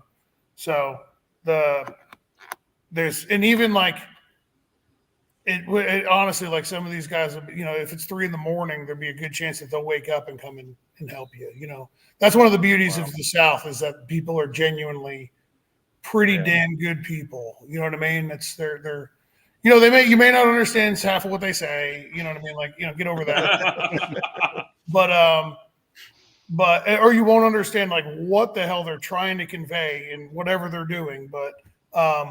But they're genuinely good people, and that, you know, and the food sucks here too, by the way. So Southern food's terrible. So Yeah. What? yeah, Southern food's terrible. You almost shut your whore mouth. Yeah. Dude, that's bullshit. I was in Charleston last week, and it was dynamite food. Where? Yeah. Charleston, Where at? South Carolina. You were in Jackson? Charleston. Oh, that's not South Carolina. That's Yuppieville. That's some bullshit. That ain't South Carolina. That's tourist South Carolina. That's not South Carolina. That's like Pinky Up. Oh, yeah. Where'd you go? Hilton Head? No, Charleston, North Charleston, South Oh, Carolina. you went to North Charleston? Yeah. That's like hipster central. You know what I mean? I'm sure you fit right in, you know? Oh, man. No, I was kidding. I don't think that you would have fit in at all. You know what I mean? I wouldn't, you know. Everybody What's there he is trying to always say, wearing those Jay? short. No, I'm saying like everybody there is like always wearing those like short shorts and like the pink shirts and like the, You know, that they all look like their dad's going to sue you. You know what I mean? So like Jay has on right now. Oh, there you go. Look at that. Where's Yeah, the there rest you of go. that short leg, Jay? Yeah, Listen, if it's above my knee, there's a problem. yeah. Yeah. Now I won't be able to sleep tonight. No, yeah, Dreaming? right. You dreaming he would have pulled that pant leg up a little further? Yeah, that's exactly right. Yep. Well, hey, Jay, so I want to wrap this about 4 hours here. So we'll cap it here. We're approaching 4 hours. Yeah, typically we run 4 the show 2 hours. hours, but I've been having too much fun. So you guys are doing the NHRA deal, right? The Saturday and Sunday. Well, after here's the deal: Dragon, we don't have an invite yet. What? How do you get an invite, dude? It's 3 weeks from now. Well, so I may. Don't throw anybody under the bus, but Here's the deal: 30 expressions of interest. yeah, They're going to invite 10 cars. Wow. There was a email on Friday that said we will let you know early next week. okay. Well, it's Wednesday, so that's middle of next Are week. they going to give you a list so I can know it? And will you tell me that, please? I will let you know if we are in. Who's What are you doing this? talking about? Is this an NHRA thing or is this like a sick week slash? And it's No, NHRA 860 index racing. Yeah. Gotcha. Where's that at? ZMAX. Oh, God. Yeah. So they'll The wrap weekend up on, after drag weekends. Okay, so I mean, at least it's on your way home, you know? Yes. Yeah. Yeah. So it extends my trip 2 days, but I think I'm going to hang out and do that as well. Yeah. So there was a call out for street race cars, 2 months ago, Mike. Yep. And then 2 days ago, I guess it's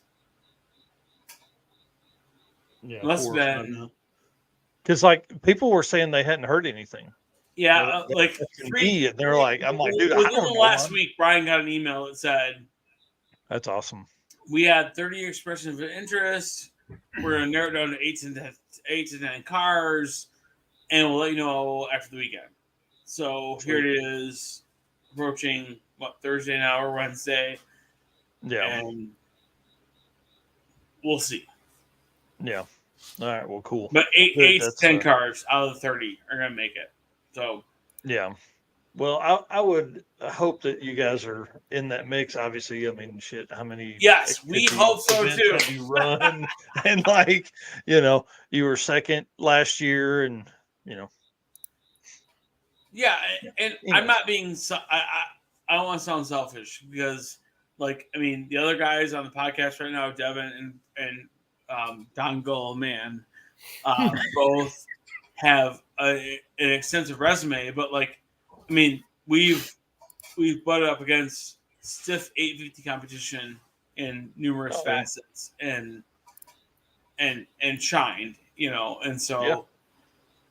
Well, you know how I feel about it, Jay. I mean, that's one of the hardest classes, and if any Yeah, car should well, be there, and guys before do. you signed on, Devin's like, I wouldn't want to do that shit because that's hard, I give you shit about it all the time, but it's a hard class. Yeah, for sure. Yeah.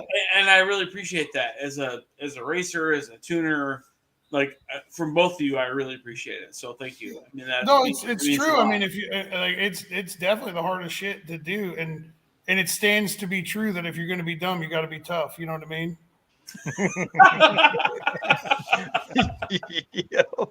You know what I'm saying? Yeah.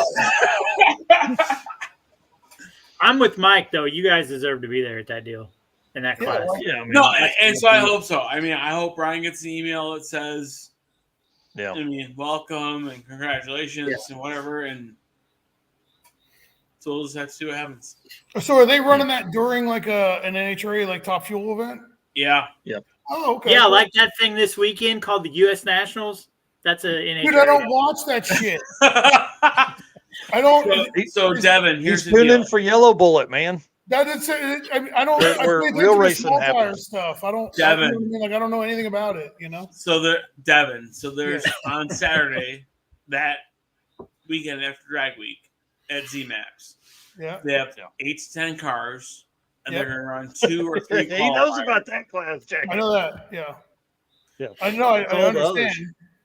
And then I just didn't know. I didn't know when they were doing it. Like I didn't know. If it Yeah. was just like, So you know, then, but here's the deal, though: the top 2 qualifiers out of 3 qualifying sessions race heads up on Sunday for a Wally. Oh, that's cool. Oh, that's really cool. Yeah. Yeah. They should have taken the top 4 since it's 4 wide.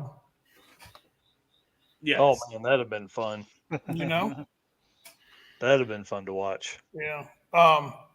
Is that a 4 wide race? I mean, I ZMAX is a 4 would wide think track. it is. Yeah, I But- know. But I didn't know if all of them there were 4 wide with NHRA or not now. I mean, the emails have been it's been top 2. Yeah. Well, so last time I was at ZMAX, which was a long time ago, it was 4 wide, top fuel, and it was worth going for that because it was like 4 of those fuckers going next to you. You know what I mean? You're like, you know what I mean? Like the whole time you're like, "What? This is badass," you know? And they have a tunnel underneath of the track, so like one round, like we stood in the tunnel, and you're like, "This is pretty sweet," you know? I know you're not an NHRA guy, Devin, but you need to go to the U.S. Nationals one time just to experience it. Well, so they were talking there's 900, almost 900 cars signed up for the U.S. Nationals this week. Yeah, it's pretty insane. We would race 900. there every year. We That's used to. wild. When does it start? Though? Oh, it's already tomorrow. It's already started. I say yesterday. Oh, it did? Okay. So, Yeah. because I was going to say, like, if you got 900 cars on the property, like, god dang, you got to, you know what I mean? Well, Like, I mean, Monday's a holiday too, Devin, so it goes till Monday. oh, yeah, that's right. Monday's Yeah, the finals. Yeah. that's right. Yeah. Mm-hmm. I mean, that's a machine. You know, it takes all day to get 300 cars through a drag and drive. I can't imagine what it would take for a. Yeah. And that's really 900. close to us too, Devin. It's only a couple hours away. So That's not bad at all. Yeah. My one of my customers and he's become a friend, Alan Whitaker. He lives in Whiteville, Indiana.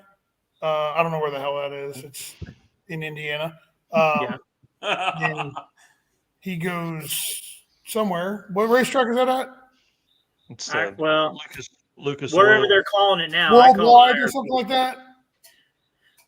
Is that Worldwide Technology Park? No, that's No, that's in St. St. St. Louis. Louis.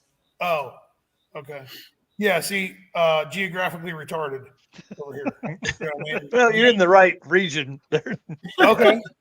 I mean that's not far from me either. So yeah, you're close. Okay, No, you're giving him way too much credit. yeah. So I mean, he goes to that stuff up there. Yeah, but I don't know nothing Yeah. about it. I don't. Yeah, know. Rick Dodge says US Nats is a great race unless you're the tech guy. Yeah. Oh, I couldn't imagine, Rick. Wow. It's gotta Shoot suck. me. Like, No, there's thank no you. way. I There's tell no all those way. tech All right. guys, I do not want that job. All right, we got to shut this thing down. You guys got to go. Say your good nights. Hey, All right. See ya. right, hey, Hey, guys. Mike. So let me just. Have you ever been 4 hours on your podcast? Oh yeah, I don't I think- think Not on this one, we haven't though. Now, we got to set a record here. no, I know we've been 4 hours before. I think Devin was on for 4 hours before. Probably. Well, that's shocking. Maybe, Oh, maybe shit. last year. Go fuck yourself, okay? You Yeah, know? yeah, Fuck yourself. Just fuck. yeah. 4 hours is a good one. That's a good one. It's been fun tonight. I really do appreciate you guys coming on and like hanging out and telling some stories. And I mean, we talked a lot of cars tonight, and I appreciate that. And I hope everybody that is listening has enjoyed it as much as I have been right here. Sounds good, man. Thank you for having us. Thanks, Yeah, guys. we'll You see you can guys in come a on and couple crash the weeks. show. Yep. Yeah. Yeah. Hey, I'm glad you did. I will see you all live and personal in a few weeks. Yeah, in Couple 8, weeks. in 17 days, 16. Oh shit! I got to get to work. I Yeah, don't. your engine's still out. No, I'm good. Mhm. All right, guys. That's ya. what reach our friends in tunnel vision. All right. All right, are we going to See the you back guys. room, Mike? Or what were See we you doing? guys. God, I See don't ya. need to do this for another Yeah. hour in the back. Oh guys. man, no. See ya. Well, Bye, dude. What a show, man. Man, I got 3 sticky notes of stuff that I wrote down during these 4 hours. So Nice. Sticky notes of what? What do you got notes for? just all kinds of information of stuff that for me to look up for my own car. So Nice. a lot of good Yeah. information about cooling system, fans, all kinds of stuff written down here. So Yeah. I got the PDM deal there. I'm gonna look at yep, that some as well. Yeah, that's gonna be that's awesome. Well, guys, again, thank you all very much for hanging out. We couldn't do this without you. We've had a great viewer count all night long. It's been a lot of fun. yeah, Appreciate everybody making comments and having questions and stuff. This is a great group to do that with. So, all right, I'm ending it here, guys. You can see us. You see me Saturday morning. Eric is off this weekend. He's going to enjoy some family time before we really ramp up into what is going to be one of the busiest seasons we've seen so far. We've it's been pretty crazy. Ryan Hargett here saying thanks, guys. Yeah, we had a good time, man. yeah.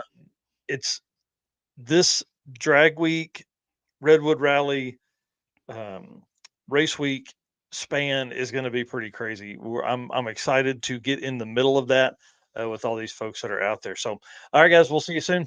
Yep. See you guys.